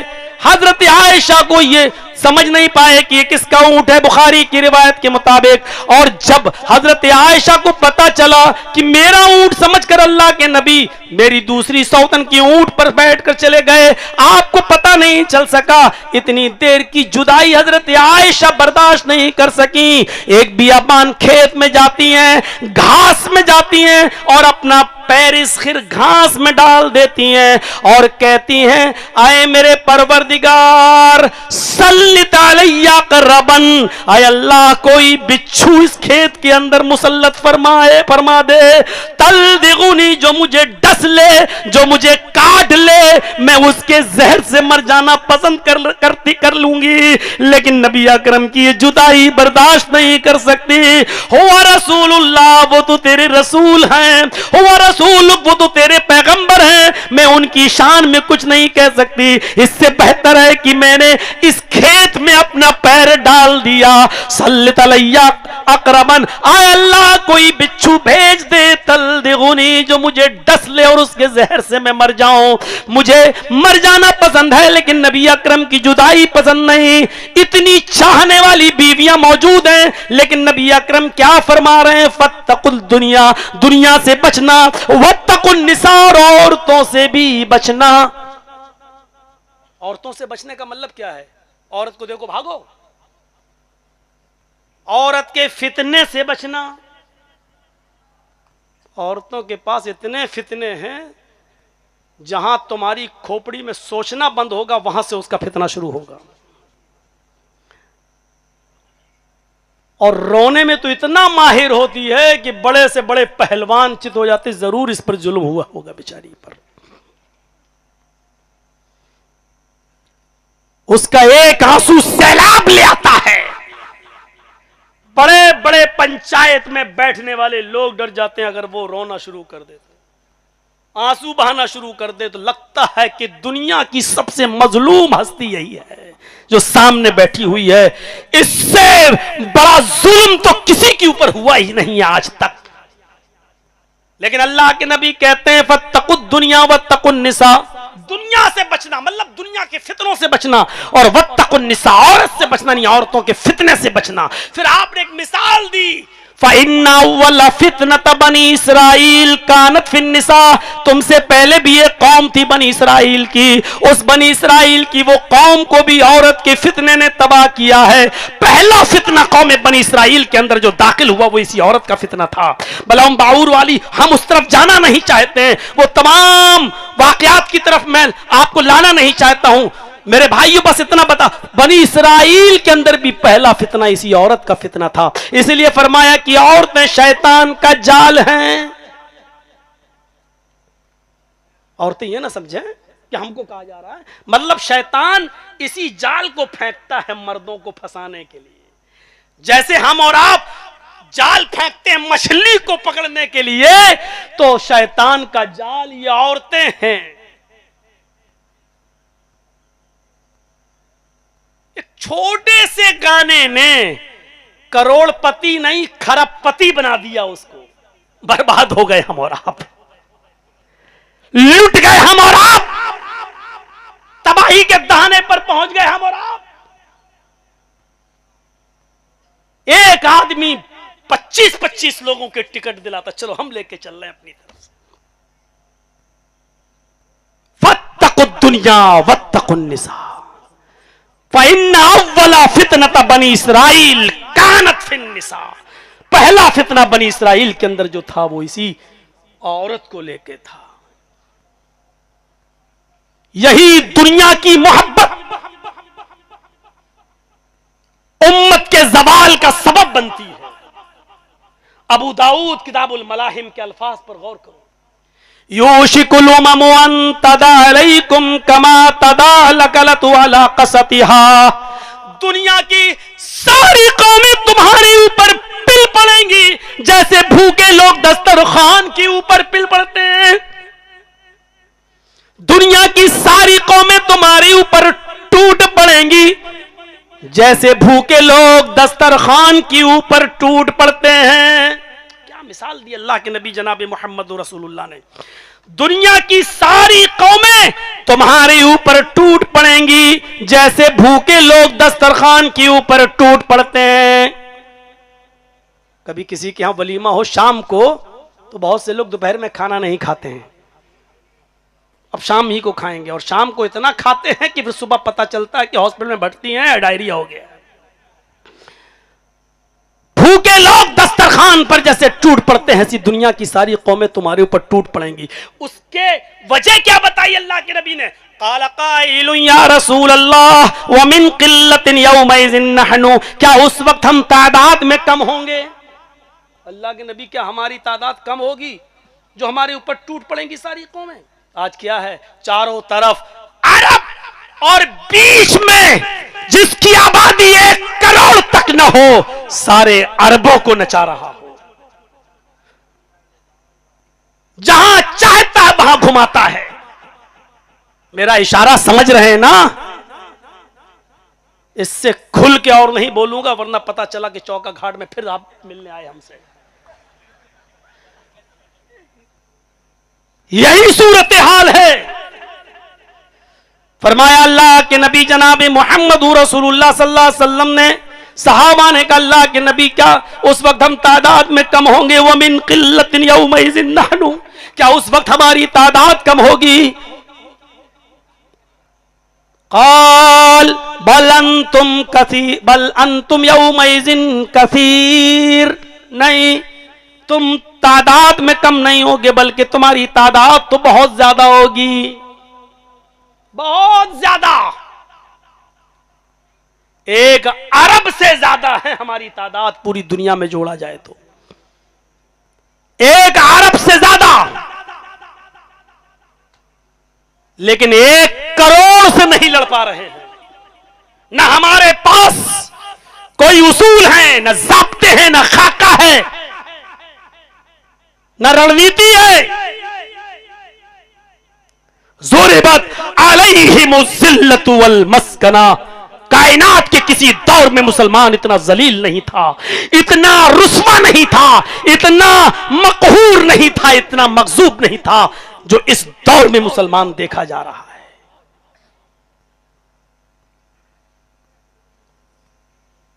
اس وقت تعداد میں تم کم نہیں ہوگے، تمہاری تعداد بہت زیادہ ہوگی. پھر وجہ کیا ہوگی اللہ کے نبی؟ پھر ہمارے اوپر دنیا کی ساری قومیں کیوں ٹوٹ پڑیں گی؟ ہمیں کیوں نچائیں گی؟ ہمیں کیوں کھا جائیں گی؟ ہمیں کیوں استعمال کریں گی؟ فرمایا غصاء ان کا غصاء السیل، تمہاری حالت کوڑے کرکٹ کی طرح ہوگی، خسو خاشاک کی طرح ہوگی. جیسے سمندر میں کوڑا کرکٹ بھرا ہے اور سمندر کی ایک لہر آتی ہے اس کوڑا کرکٹ کو بہا کے لے جاتی ہے، ایسی دنیا کی ساری قومیں تمہیں بہا کر لے جائیں گی. کوئی حیثیت نہیں، تعداد میں تم بہت زیادہ ہوگے. جیسے سمندر میں پڑا ہوا کوڑا کرکٹ خسو خاشاک بہت زیادہ ہوتا ہے، ایسے ہی تمہارا تعداد بھی تمہاری بہت زیادہ ہوگی، لیکن سمندر کی لہریں کوڑے کرکٹ کو خسو خاشاک کو جہاں لے جانا چاہتی ہیں لے جاتی ہیں. ایسے ہی دنیا کی ساری قومیں تمہیں نچائیں گی، جہاں چاہیں گی استعمال کریں گی، جیسے چاہیں گی. غصاء ان کا غصاء السیل وَلَيَنزِعَنَّ اللَّهُ مِن صُدُورِ عَدُوِّكُمُ الْمَهَابَةَ، تمہارے اوپر دنیا کی ساری قومیں اس لیے ٹوٹ پڑیں گی کیونکہ تمہارا رعب و دبدبہ جو کافروں کے دلوں پر بیٹھا ہوا ہے وہ اللہ تعالیٰ نکال دے گا. کافروں کے دلوں سے تمہارا رعب و دبدبہ نکل جائے گا. دیکھ لیجئے ایک ظالم ملک اسرائیل کا جو مسلمانوں کا روب و دبدبا ہونا چاہیے، جو عرب ملکوں کا روب و دبدبا ہونا چاہیے، ایک طرف شام ہے، ایک طرف لبنان ہے، ادھر ایران ہے، ادھر یہ ہے، ادھر وہ ہے، ساری چیزیں بیچ میں پھنسا ہوا جیسے 32 دانتوں کے بیچ میں زبان. لیکن اس کے باوجود میرے بھائیوں، عربوں کا روب و دبدبا، مسلمانوں کا روب و دبدبا اس کے اندر سے نکل چکا ہے، کوئی خوف نہیں ہے. والا اس پیشین گوئی کو تو اللہ کے نبی نے 1400 سال پہلے ہی بیان کر دیا تھا. وَلَا يَنزِعَنَّ اللَّهُ مِن صُدُورِ عَدُوِّكُمُ الْمَهَابَةَ، اللہ رب العالمین کافروں کے دلوں سے تمہارا روب و دبدبا نکال دے گا. وَلَا يَقْذِفَنَّ اللَّهُ فِي قُلُوبِكُمُ وہن، اور اللہ رب العالمین تمہارے دلوں کے اندر وہن پیدا کر دے گا، تمہارے دلوں میں کمزوری پیدا کر دے گا، وہن پیدا کر دے گا. صحابہ کرام نے یہ لفظ پہلی بار سنا تھا، وہن، کمزوری. اللہ کے نبی یہ کیا ہے؟ اللہ وہن پیدا کر دے گا، یہ کیا ہے؟ مل بہنو یا رسول اللہ، اے اللہ کے نبی کیسی کمزوری ہمارے دل میں پیدا کر دے گا؟ اے اللہ کے نبی وہن کیا ہے؟ یہ کون سی کمزوری ہے؟ فرمایا جانتے ہو جن چیزوں کی وجہ سے یہ ہوگا وہ 2 چیزیں ہیں، وہی سب سے بڑی تمہاری کمزوری ہوگی، اور انہی دونوں کمزوریوں کی وجہ سے دنیا کی ساری قومیں تمہارے اوپر ٹوٹ پڑیں گی. حب دنیا و کراہیت الموت. اللہ کے نبی فرماتے ہیں کہ اللہ تعالیٰ تمہارے دلوں میں دنیا کی محبت ڈال دے گا، دنیا تم سے چھوٹے گی نہیں، دنیا کو چھوڑ نہیں پاؤ گے، دنیا کے پیچھے پڑے رہو گے، اور دنیا کی چاہت میں اتنا آگے بڑھ جاؤ گے کہ تمہاری مسجدیں خالی ہوں گی، عبادتوں سے تمہیں مطلب نہیں ہوگا، اپنی اولاد کی تعلیم و تربیت سے مطلب نہیں ہوگا، ان کے دینی ماحول میں ان کو جذب کرنے سے تمہیں فرصت نہیں ملے گی. فرمایا دنیا کی محبت تمہارے دلوں میں اللہ رب العالمین ڈال دے گا. وَكَرَاهِيَةُ الْمَوْتِ، اور موت کو تم ناپسند کرنے لگو گے، اللہ کی راہ میں مرنا تمہیں گوارا نہیں ہوگا، جہاد کا نام سنو گے بھاگنے لگو گے، اللہ کی راہ میں جان دینے سے تمہیں نفرت ہو جائے گی، تم کراہیت محسوس کرنے لگو گے. یہ 2 کمزوریاں تمہارے اندر جب پیدا ہو جائیں گی تم مرو اور کٹو، اور دنیا کی ساری قومیں تمہارے اوپر ایسے ہی ٹوٹ پڑیں گی جیسے بھوکے لوگ دسترخوان کے اوپر ٹوٹ پڑتے ہیں. ورنہ صحابہ کرام کے دلوں میں دنیا کی حیثیت کیا تھی؟ کیا سالم ابن عبداللہ ابن عمر کا وہ واقعہ، حضرت عمر فاروق کے پوتے کا وہ واقعہ نہیں سنا کہ اس دور کا جو حکمراں تھا اس علاقے کا، جس کا نام تھا ہشام ابن عبد الملک، خانہ کعبہ کا طواف کرنے آیا. اس نے دیکھا کہ خانہ کعبہ کا طواف ہو رہا ہے اور ایک نوجوان شخص خانہ کعبہ کا طواف کر رہا ہے، لیکن اس کے احرام میں پیوند لگے ہوئے، جوڑ لگے ہوئے، کئی جوڑ لگے ہوئے. اس نے لوگوں سے پوچھا کہ یہ کون نوجوان ہے جو پھٹا پرانا احرام پہن کر آیا ہے؟ کسی نے بتایا ہشام، یہ حضرت عمر فاروق کے پوتے ہیں، ان کا نام سالم ہے، یہ عبداللہ کے بیٹے ہیں. سالم کے باپ کا نام عبداللہ اور عبداللہ کے باپ کا نام عمر، یعنی عمر کے بیٹے عبداللہ اور عبداللہ کے بیٹے سالم، عمر فاروق کے پوتے. ہشام ابن عبد الملک کی آنکھوں میں آنسو آ گئے. اللہ، 22 لاکھ مربع میل پر حکومت کرنے والی شخصیت کا پوتا عمر، تم کچھ کما کر نہیں گئے، دنیا سے کچھ لے کر نہیں گئے، تمہارے پوتے کا یہ حال ہے، تم نے اپنے بیٹے تک کو کچھ نہیں دیا. اگر بیٹے کو دیا ہوتا تو بیٹا اپنے بیٹے کو ضرور دیتا. ہشام ابن عبد الملک نے طواف کے دوران عبداللہ ابن سالم سے ملاقات کی، کہا السلام علیکم. سالم ابن عبداللہ نے کہا وعلیکم السلام. کہا مجھے جانتے ہو؟ سالم ابن عبداللہ نے کہا اللہ کے بندے ہوں، میں بھی اللہ کا بندہ ہوں، تم بھی یہاں عبادت کے لیے آئے ہو، میں بھی یہاں ہوں، عمرے کی غرض سے آیا ہوں، طواف کی غرض سے آیا ہوں، اس سے زیادہ اور کیا جاننا ہے؟ پھر ایک طواف کا چکر پورا ہوا. ہشام ابن عبد الملک نے کہا کہ میں ہشام ہوں، اس علاقے کا حکمراں ہوں، خلیفہ ہوں. جواب دیا چلو الحمدللہ آج آپ سے ملاقات ہو گئی، ٹھیک ہے طواف کر لیا جائے۔ سالم ابن عبداللہ نے زیادہ لفٹ ہی نہیں دی۔ تیسرے چکر میں ہشام نے کہا سالم ابن عبداللہ تمہاری حالت دیکھ کر کچھ مدد کرنے کو دل کرتا ہے، بتاؤ تمہیں کس چیز کی ضرورت ہے؟ اگر کسی چیز کی ضرورت ہو تو لسٹ دے دینا، آپ کے گھر پہنچا دی جائیں گی۔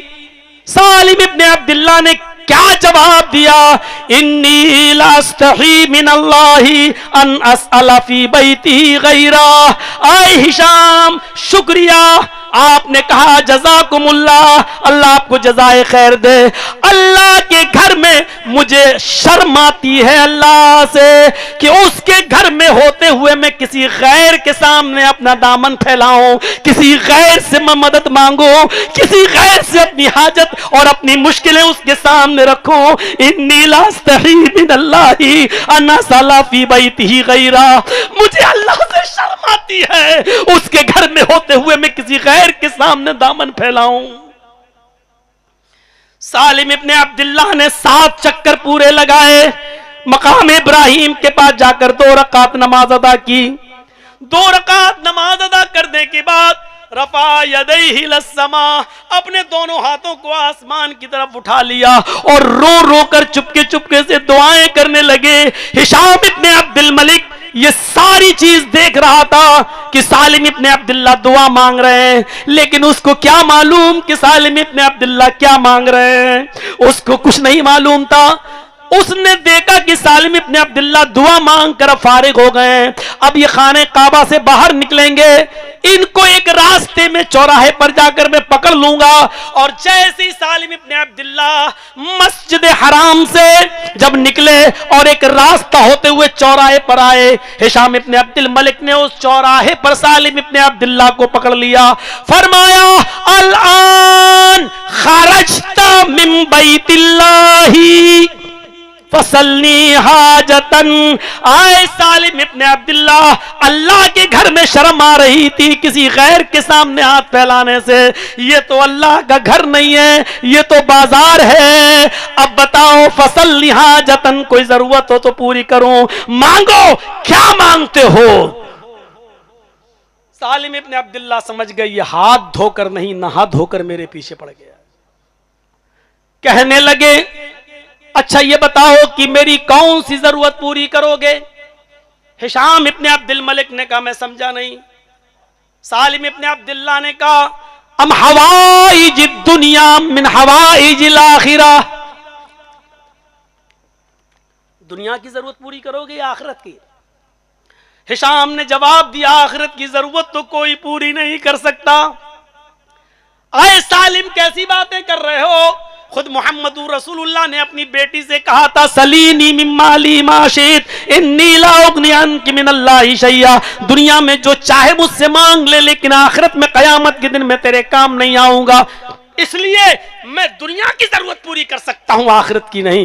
سونا چاندی دال چاول جو چیز اناج غلہ کپڑا لتا اس زمانے میں جو چلتا تھا وہ میں پوری کر سکتا ہوں، دنیاوی ضرورت۔ سالم ابن عبداللہ ہنسنے لگے اور کہتے راستہ چھوڑو۔ کہا میں راستہ نہیں چھوڑوں گا، آج تمہیں مجھ سے اپنی ضروریات کا سوال کرنا ہوگا، میں چاہوں تو اپنی مرضی سے بھی بہت سی چیزیں بھیج سکتا ہوں، لیکن مجھے پتا نہیں ان ضرورتوں میں تمہیں ضرورت کس چیز کی ہو اور وہ چیز ہم نہ بھیج سکیں، اس لیے لسٹ بتاؤ کس چیز کی ضرورت ہے۔ سالم ابن عبداللہ چیخ پڑے ہشام تم کیا چاہتے ہو کہ میں تم سے دنیا مانگوں؟ کیا یہ دنیا میں زندہ نہیں تھے؟ کیا دنیا سے کنارہ کسی اختیار کر لی تھی؟ کیا جنگل میں چلے گئے تھے اللہ کی وظیفہ پڑھنے کے لیے؟ کیا اپنی بیوی اور بچے کے لیے کمایا نہیں کرتے تھے؟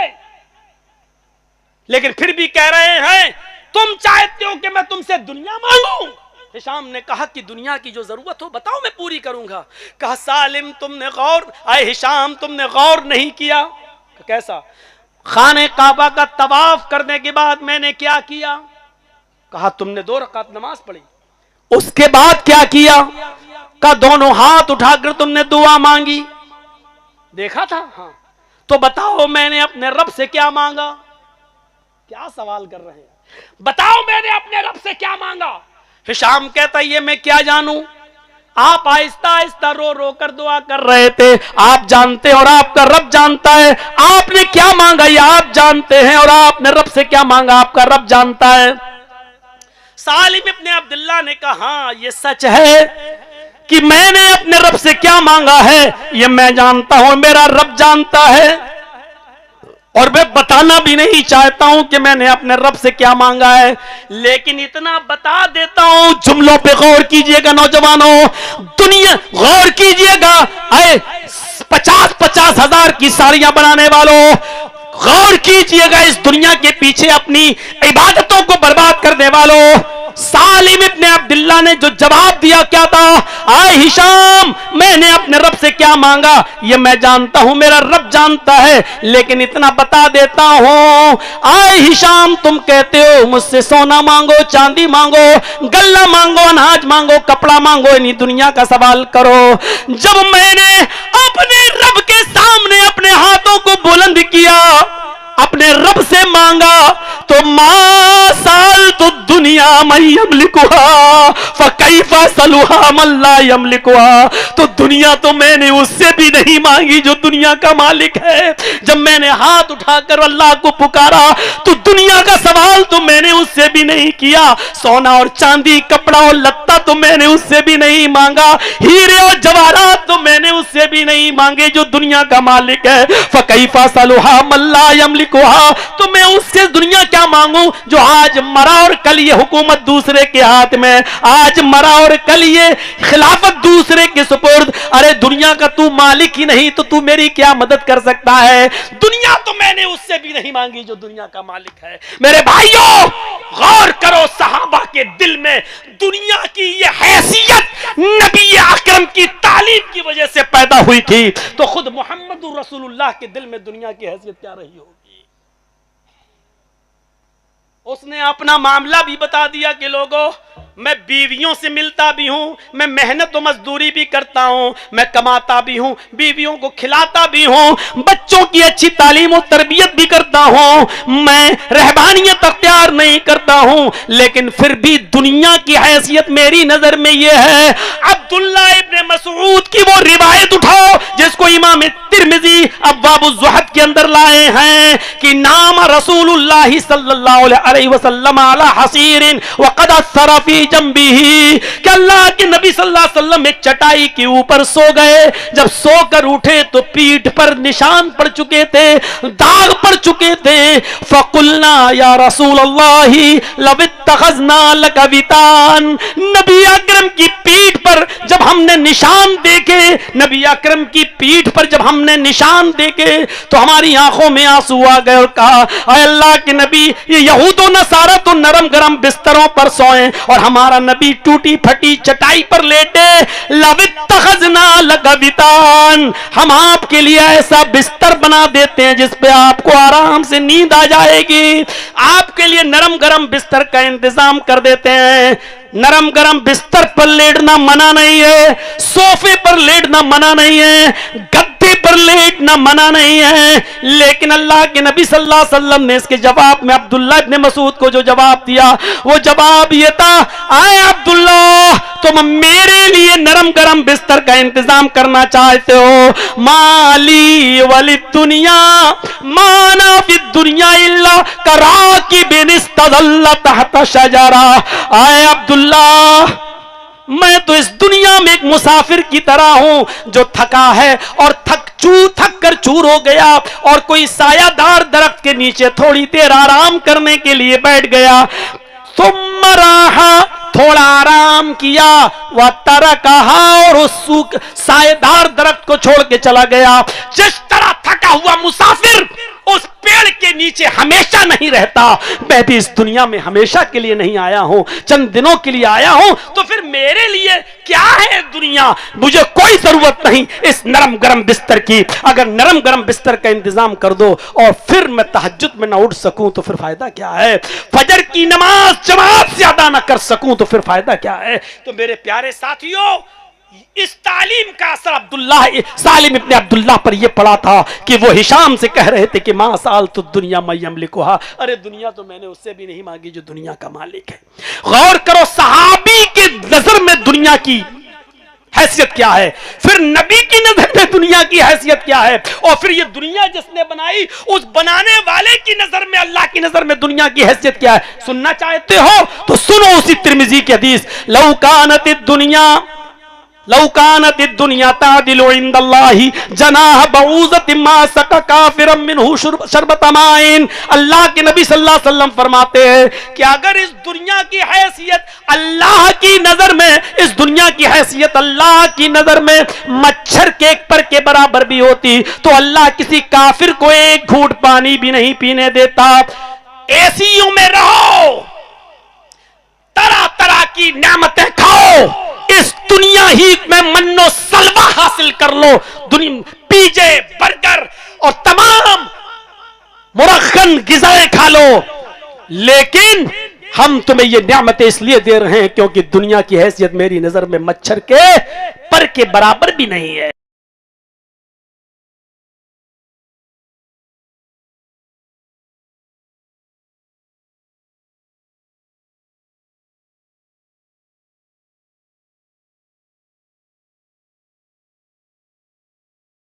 رکھیں گے اور پھر سائے کی طرف بھاگیں گے تو جتنی تیز آپ بھاگیں گے اس سے زیادہ تیز اسپیڈ سے سایہ بھاگے گا، وہ آپ جتنا دوڑیں گے سایہ آپ سے آگے نکلے گا۔ یعنی آپ دنیا کو جتنا چاہیں گے دنیا مزید آپ کے سامنے کھل کر آئے گی کہ اور حاصل کرو۔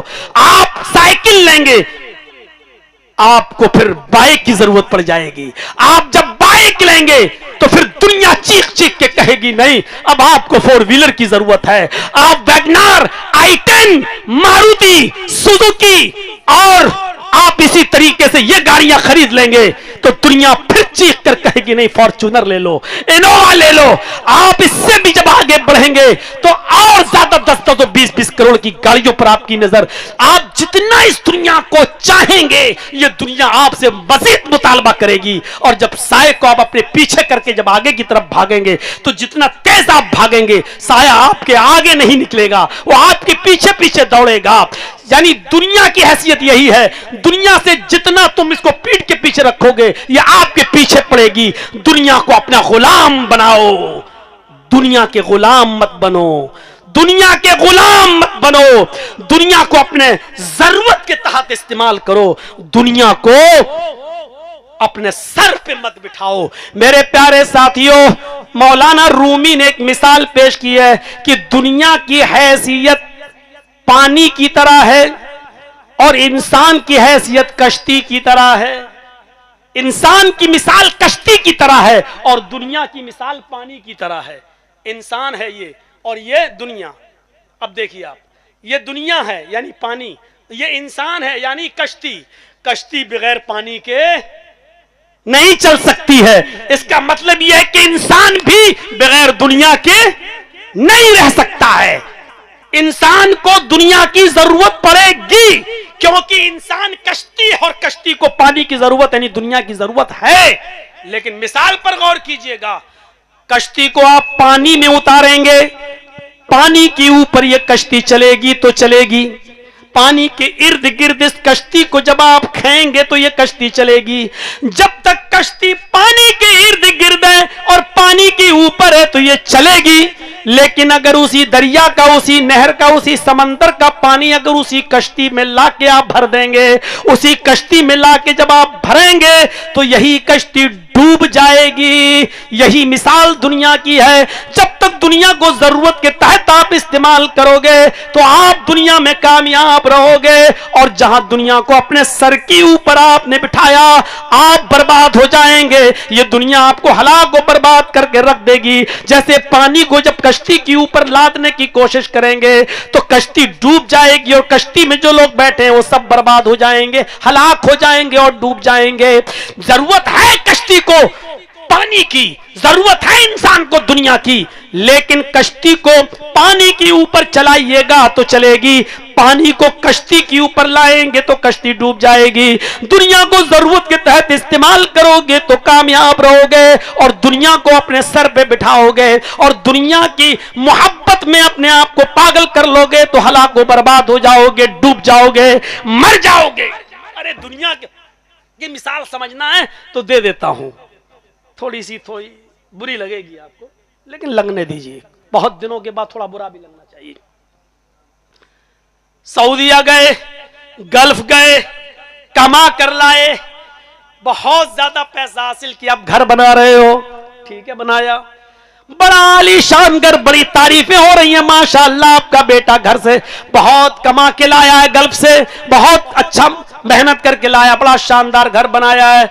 उसी मकान में आप अपना रूम बनाते हो, बच्चों का रूम बनाते हो, डाइनिंग हॉल बनाते हो, मेहमान खाना बनाते हो, सब कुछ बनाते हो या नहीं, तरतीब से बनाते हो। लेकिन तरतीब से बनाने के साथ साथ उसी मकान के अंदर एक साइड में आप बाथरूम भी बनाते हो, टॉयलेट भी बनाते हो। इतना अच्छा घर, और उसी घर में गंदगी करने के लिए टॉयलेट भी बनाते हो, एक बाथरूम भी बनाते हो। आपको पूरे घर से मोहब्बत है, और क्यों नहीं बनाएंगे? बाथरूम तो आपके घर का एक हिस्सा है, बल्कि आपकी जिंदगी का एक हिस्सा है। आप पेशाब और लेटरीन तो आपकी जरूरियाती जिंदगी है, आपकी जिंदगी का एक हिस्सा है, बनाना ही पड़ेगा। लेकिन बाथरूम बनाने के बाद, तैयार करने के बाद संगे मरमर भी बिछा लो उसमें, इसके बावजूद आपका दिल बाथरूम में नहीं लगता है। कितनी देर के लिए जाते हो? 5 मिनट के लिए। बहुत ज्यादा कब्ज हुआ, टाइट हो रही है लेटरीन, 10 मिनट, 15 मिनट, लेकिन जब तक बैठे हो तब तक उस आलीशान बाथरूम में भी नाक में मुंह रखकर बैठना नहीं चाह रहे हो, मजबूरी है बैठ रहे हो। और जैसे ही आप फारिग हुए, जल्दी से हाथ धोया, भागे। आपके घर का वो हिस्सा है, आपने बनाया है, लेकिन आप उसको जरूरत के तहत इस्तेमाल करते हो। जितना दिल आप पूरे मकान से लगाते हो, उतना दिल आपका टॉयलेट में नहीं लगता, लेकिन जरूरत के तहत उसको इस्तेमाल करते हो। बस मेरे भाइयों, दुनिया की हैसियत भी इसी टॉयलेट की तरह है, जो जरूरत के तहत इस्तेमाल करो। लेकिन इस टॉयलेट से आप दिल लगा रहे हैं, ऐसा लग रहा है जैसे 24 घंटे बाथरूम में बैठे हैं और आपको टॉयलेट से मोहब्बत हो गई, बाथरूम से मोहब्बत हो गई है। कितना बड़ा बेवकूफ इंसान होगा जो 24 घंटे एसी रूम छोड़कर, एयर कंडीशन रूम छोड़ के बाथरूम में बैठा रहा है। कुछ लोगों को तो बाथरूम से इतनी मोहब्बत हो जाती है, एसी रूम में कुछ नहीं होता, जब तक वो सिगरेट या बीड़ी न पिए तो उनको मोशन भी नहीं होता, इतनी उनको उनसियत हो जाती है। तो मेरे भाइयों, जिस तरीके से घर बनाते वक्त टॉयलेट का बनाना ये जिंदगी का एक हिस्सा है, ऐसे ही हमें दुनिया में रहकर दुनिया के साथ मिलकर चलना हमारी जरूरत का एक हिस्सा है। लेकिन आप टॉयलेट से दिल नहीं लगाते हो, उसी तरह हमें दुनिया से दिल नहीं लगाना है। जो हैसियत आप मकान को देते हो, टॉयलेट को नहीं, इसी तरीके से जो मकाम हमें आखिरत को देना है, वो हमें दुनिया को नहीं देना है। ये मिसालें हमने आपके सामने रखी हैं ताकि इससे इबरत हासिल करो। हजरत आयशा सिद्दीका के पास एक छींट का कपड़ा आ गया, पर्चा मैंने रख लिया, मुझे मालूम है कि जहां तक पहुंचना चाहता हूं वहां तक मैं नहीं पहुंच पाऊंगा मैं। मेरे भाइयों, हजरत आयशा के पास छींट का एक कपड़ा आ गया। हजरत आयशा फरमाती हैं वो कपड़ा इतना खूबसूरत था कि मुझे कहीं से गिफ्ट में मिला। वो छींट का कपड़ा इतना, छींट जानते हैं ना, आपसे ज्यादा छींट के कपड़े के बारे में आपके घर की बहनें और माएं जानती होंगी, आपकी बीवियां जानती होंगी। एक दौर था छींट का कपड़ा बहुत चला।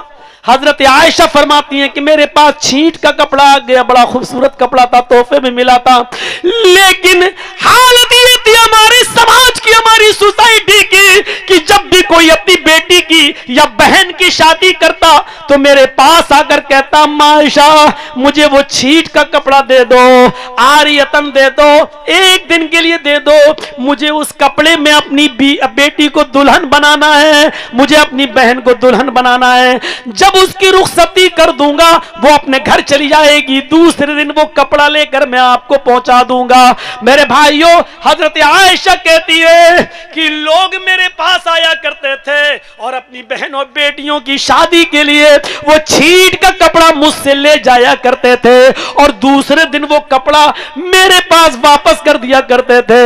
لیکن اب دنیا نے اتنے پیر جما لیے ہیں, اب دنیا اتنی فراخ ہو گئی ہے کہ اب وہی چھیٹ کا کپڑا میں اپنی باندی کو دیتی ہوں, میں اپنی لونڈی کو دیتی ہوں تو وہ بھی ناک اور منہ بناتی ہے. وہ چھیٹ کا کپڑا میرے گھر کی لونڈی, میرے گھر کی نوکرانی, میرے گھر کی خادمہ بھی پہننے کے لیے تیار نہیں ہے. اس کو کیسے کہہ رہی کہ دنیا نے جب اپنے پیر جما لیے, دنیا نے تھوڑی سی وسعت پیدا کر لی, دنیا نے اپنے پیر جما لیے تو اب میرے گھر کی خادمہ بھی وہ کپڑا پہننے کے لیے تیار نہیں. بخاری کی روایت, محمد رسول اللہ صلی اللہ علیہ وسلم کو کسی صحابی نے ریشم کا کپڑا دے دیا, حالانکہ ریشم مردوں کے لیے حرام ہے, ایسی عاریتن آپ کو تحفتن دے دیا. اللہ کے نبی اس کپڑے کو دیکھ رہے ہیں, اس کپڑے کو دیکھتے ہی دیکھتے صحابہ کی بھیڑ لگ گئی, اس کپڑے کو دیکھنے لگے, اس کی خوبصورتی پر نظر ڈالنے لگے.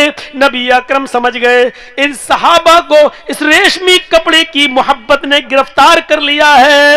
فوراً آپ نے اس کپڑے کو تہہ کر کے صحابہ کے سامنے ڈالتے ہوئے کہا, تمہیں یہ کپڑا اچھا لگ رہا ہے, تمہیں اس کپڑے کی خوبصورتی نظر آ رہی ہے؟ اللہ کے نبی فرماتے ہیں, واللہ لمنادیل سعد ابن معاذ فی الجنت افضل منہا. سعد ابن معاذ کو جنت کے اندر جو رومال ملے گا, سعد ابن معاذ کو جنت کے اندر جو ایک چھوٹا سا کپڑا, ایک مندیل, ایک رومال جو دیا جائے گا, وہ اس ریشمی کپڑے سے کتنا زیادہ افضل ہوگا, کہیں زیادہ بہتر ہوگا.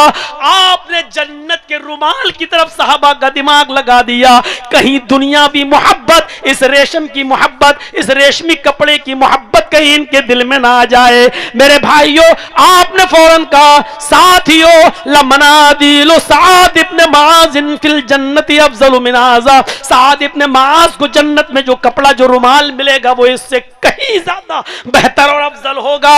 یہ کہہ کر آپ نے ڈائیورٹ کر دیا, صحابہ کرام کے دماغ کو پھیر دیا.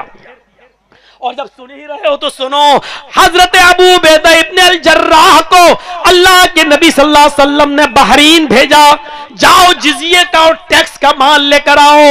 ابو عبیدہ ابن الجراح جب جزیہ اور ٹیکس کا مال وہاں سے لے کے آئے اور مدینے کے انصاریوں کو پتا چل گیا کہ فجر کے بعد یہ مال تقسیم ہوگا, تو وہ پہلے ہی مسجد نبوی میں آ کر بیٹھ گئے اور فجر کی نماز سے پہلے مسجد نبوی بھر گئی. اللہ کے نبی جب نماز پڑھانے کے لیے آئے اور جب نماز سے فارغ ہو گئے تو آپ نے فرمایا, آئے مدینے کے انصاریوں, شاید تمہیں پتا چل گیا ہے کہ حضرت ابو عبیدہ ابن الجراح بحرین سے جزیہ و ٹیکس کا مال لے کے آئے جو آج تقسیم ہوگا.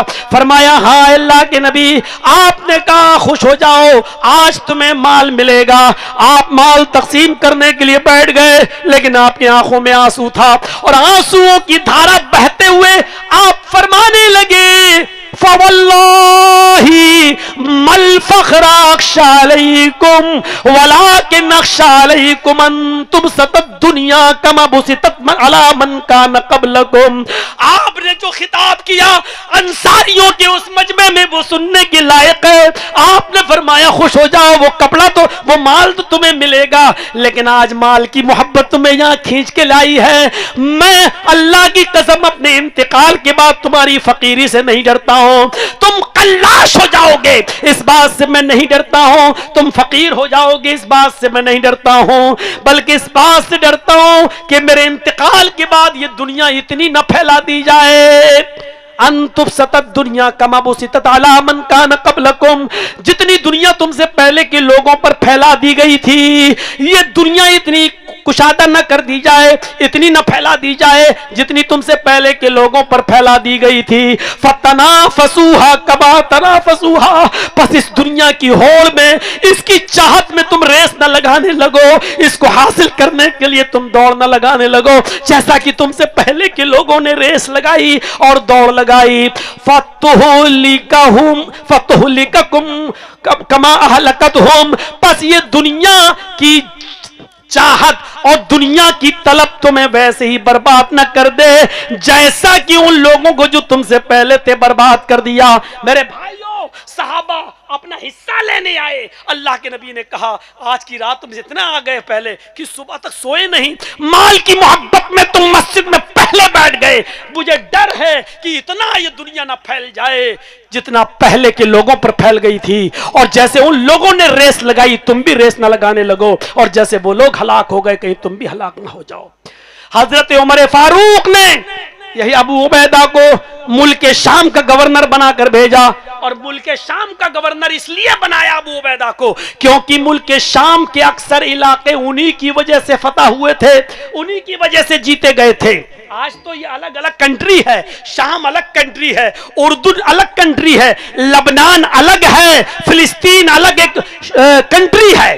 जरा गौर करना, शाम अलग कंट्री, उर्दून अलग कंट्री, फिलिस्तीन अलग कंट्री, लबनान अलग कंट्री। लेकिन हजरत उमर के जमाने में एक ही मुल्क का एक रियासत, एक सूबा था, उसमें शाम भी था, उर्दून भी था, फिलिस्तीन भी था, लबनान भी था। इतने मुल्क थे और उसके गवर्नर कौन थे? हजरत अबू उबैदा इब्न अल जर्राह। अबू उबैदा इब्न अल जर्राह को शाम का जब गवर्नर बनाया तो एक बार हजरत उमर मुल्क के शाम गए और मुल्क के शाम की आवाम से पूछा, लोगों मैंने अबू उबैदा को तुम्हारा गवर्नर बनाकर भेजा है, कोई तकलीफ तो नहीं है तुम्हें अबू उबैदा से? तमाम लोगों ने गवाही दी कि अबू उबैदा से हमें कोई तकलीफ नहीं है, बहुत अच्छा हाकिम आपने मुझे दिया है, बहुत अच्छा गवर्नर दिया है, हम खुश हैं, इनसे कोई शिकायत नहीं है। हजरत उमर खुश हुए और कहने लगे, अबू उबैदा तुम रहते कहाँ हो? मुझे तुम्हारे घर चलना है, क्या अपने घर पर चलकर मुझे 2 घूंट पानी नहीं पिलाओगे? हजरत अबू उबैदा कहते हैं मैं थोड़ा दूर रहता हूं, आप मेरा घर जाकर क्या करेंगे? हजरत उमर ने देखा कि मुल्क शाम में बड़ी तरक्की है, चारों तरफ रोशनी रोशनी है, मुल्क शाम तरक्की कर रहा है, जरा अबू उबैदा का घर तो देखें, अबू उबैदा का घर तो देखें, इन्होंने कितनी तरक्की की है, इन्होंने कितना माल जमा किया है, इनका घर देखेंगे तो पता चलेगा। अबू उबैदा से जिद करने लगे मुझे तुम्हारा घर देखना है। हजरत अबू उबैदा कहते हैं अमीरुल मोमिनीन मेरे घर न जाएं तो बेहतर है। कहा नहीं मैं जाऊंगा। फरमाया अमीरुल मोमिनीन आपको मेरे घर में सिवाय आंखों के से आंसू निचोड़ने के सिवा कुछ नहीं मिलेगा। फरमाया अबू उबैदा मेरा हुक्म है कि तुम मुझे अपना घर दिखाओ। चलिए, अब दोनों चले, चलते चलते कई मील चलते गए। पूछा अबू उबैदा कहाँ है? कहा अब तो बहुत करीब आ गया है। अब दमिश्क में जो शाम की राजधानी है, दमिश्क में एंट्री होती है, दमिश्क में दमक चमक देखते हैं। अमीरुल मोमिनीन मुस्कुराते हैं, माशाअल्लाह बहुत अच्छा काम किया है, यहाँ की रियाया के लिए तुमने बहुत सहूलतें मुहैया फरमा दी हैं, लेकिन तुम्हारा घर कहाँ है? अब तो और करीब आ गया है, दमिश्क की आबादी खत्म हो जाती है, जंगल नजर आने लगता है। फरमाया अमीरुल मोमिनीन ने आए अबू उबैदा दमिश्क भी खत्म हो गया है, सहरा आ गया है, जंगल कहाँ है? कब वो जो झोपड़ी दिखाई दे रही है बस वहीं तक चलना है। हजरत उमर ने कहा इस झोपड़ी में रहते हो क्या? हाँ वही मेरा घर है, जरा आगे चलिए। जब अंदर लेके जाते हैं झोपड़ी के पास तो कहा कि इस घर के अंदर दाखिल होना है। फरमाया आइए और चलिए। हजरत उमर उस झोपड़ी के अंदर दाखिल होते हैं, खजूर के पत्तों की छत बनी हुई थी। हजरत उमर ने खजूर के पत्तों पे नजर डाली, नीचे जमीन पे नजर डाली, कच्चा सहन। कहा आए अबू उबैदा, जो शख्स शाम का, उर्दून का, फिलिस्तीन का, लबनान का गवर्नर है और उसका घर मिट्टी का कच्चा और उसके घर का लेंटर खजूर के पत्तों का बना हुआ, कहा तुम यहां रहते हो? हाँ। तुम्हारा बिस्तर कहां है? अमीरुल मोमिनीन ने पूछा। हजरत अबू उबैदा कहते हैं आए अमीरुल मोमिनीन ये मुसल्ला जो दिखाई दे रहा है, हाँ का यही मुसल्ला है जिस पर मैं नमाज पढ़ता हूँ और तहज्जुद की नमाज भी अदा करता हूँ, और फिर इसी मुसल्ले पर मैं सो जाता हूँ, इसलिए कि फिर मुझे सुबह उठना पड़ता है, तो बिस्तर की मुझे क्या जरूरत है, मैं इसी मुसल्ले पर नमाज पढ़ता हूँ और जब सोने की जरूरत होती है तो सो जाता हूँ। यह वाकया सियर आलामुन नबला में देखा जा सकता है। मेरे भाइयों, कहा कि कोई बर्तन नहीं दिखाई दे रहा है, चूल्हा नहीं दिखाई दे रहा है, برتن نہیں دکھائی دے رہے ہیں۔ فرمایا امیر المومنین ایسا کیسے ہو سکتا ہے کہ میرے گھر ہو اور سونے کے لیے بستر نہیں تو مصلی تو ہے، ایسا کیسے ہو سکتا ہے کہ کھانے کے لیے برتن نہ ہو؟ ہے ابھی دکھاتا ہوں۔ فوراً اس کھجور کے پتوں میں ہاتھ ڈالا اور پھر اس ہاتھ کو داہنی طرف ڈالا، وہاں مٹی کا ایک پیالہ تھا، اس پیالے میں پانی بھرا ہوا تھا، اس پیالے کو اٹھایا، اس میں سوکھی روٹی کو ڈال دیا تھا جو نرم ہو رہی تھی، حضرت عمر کو دیا، امیر المومنین یہ پیالہ ہے اور اس میں پڑی ہوئی روٹی یہی میری غذا ہے۔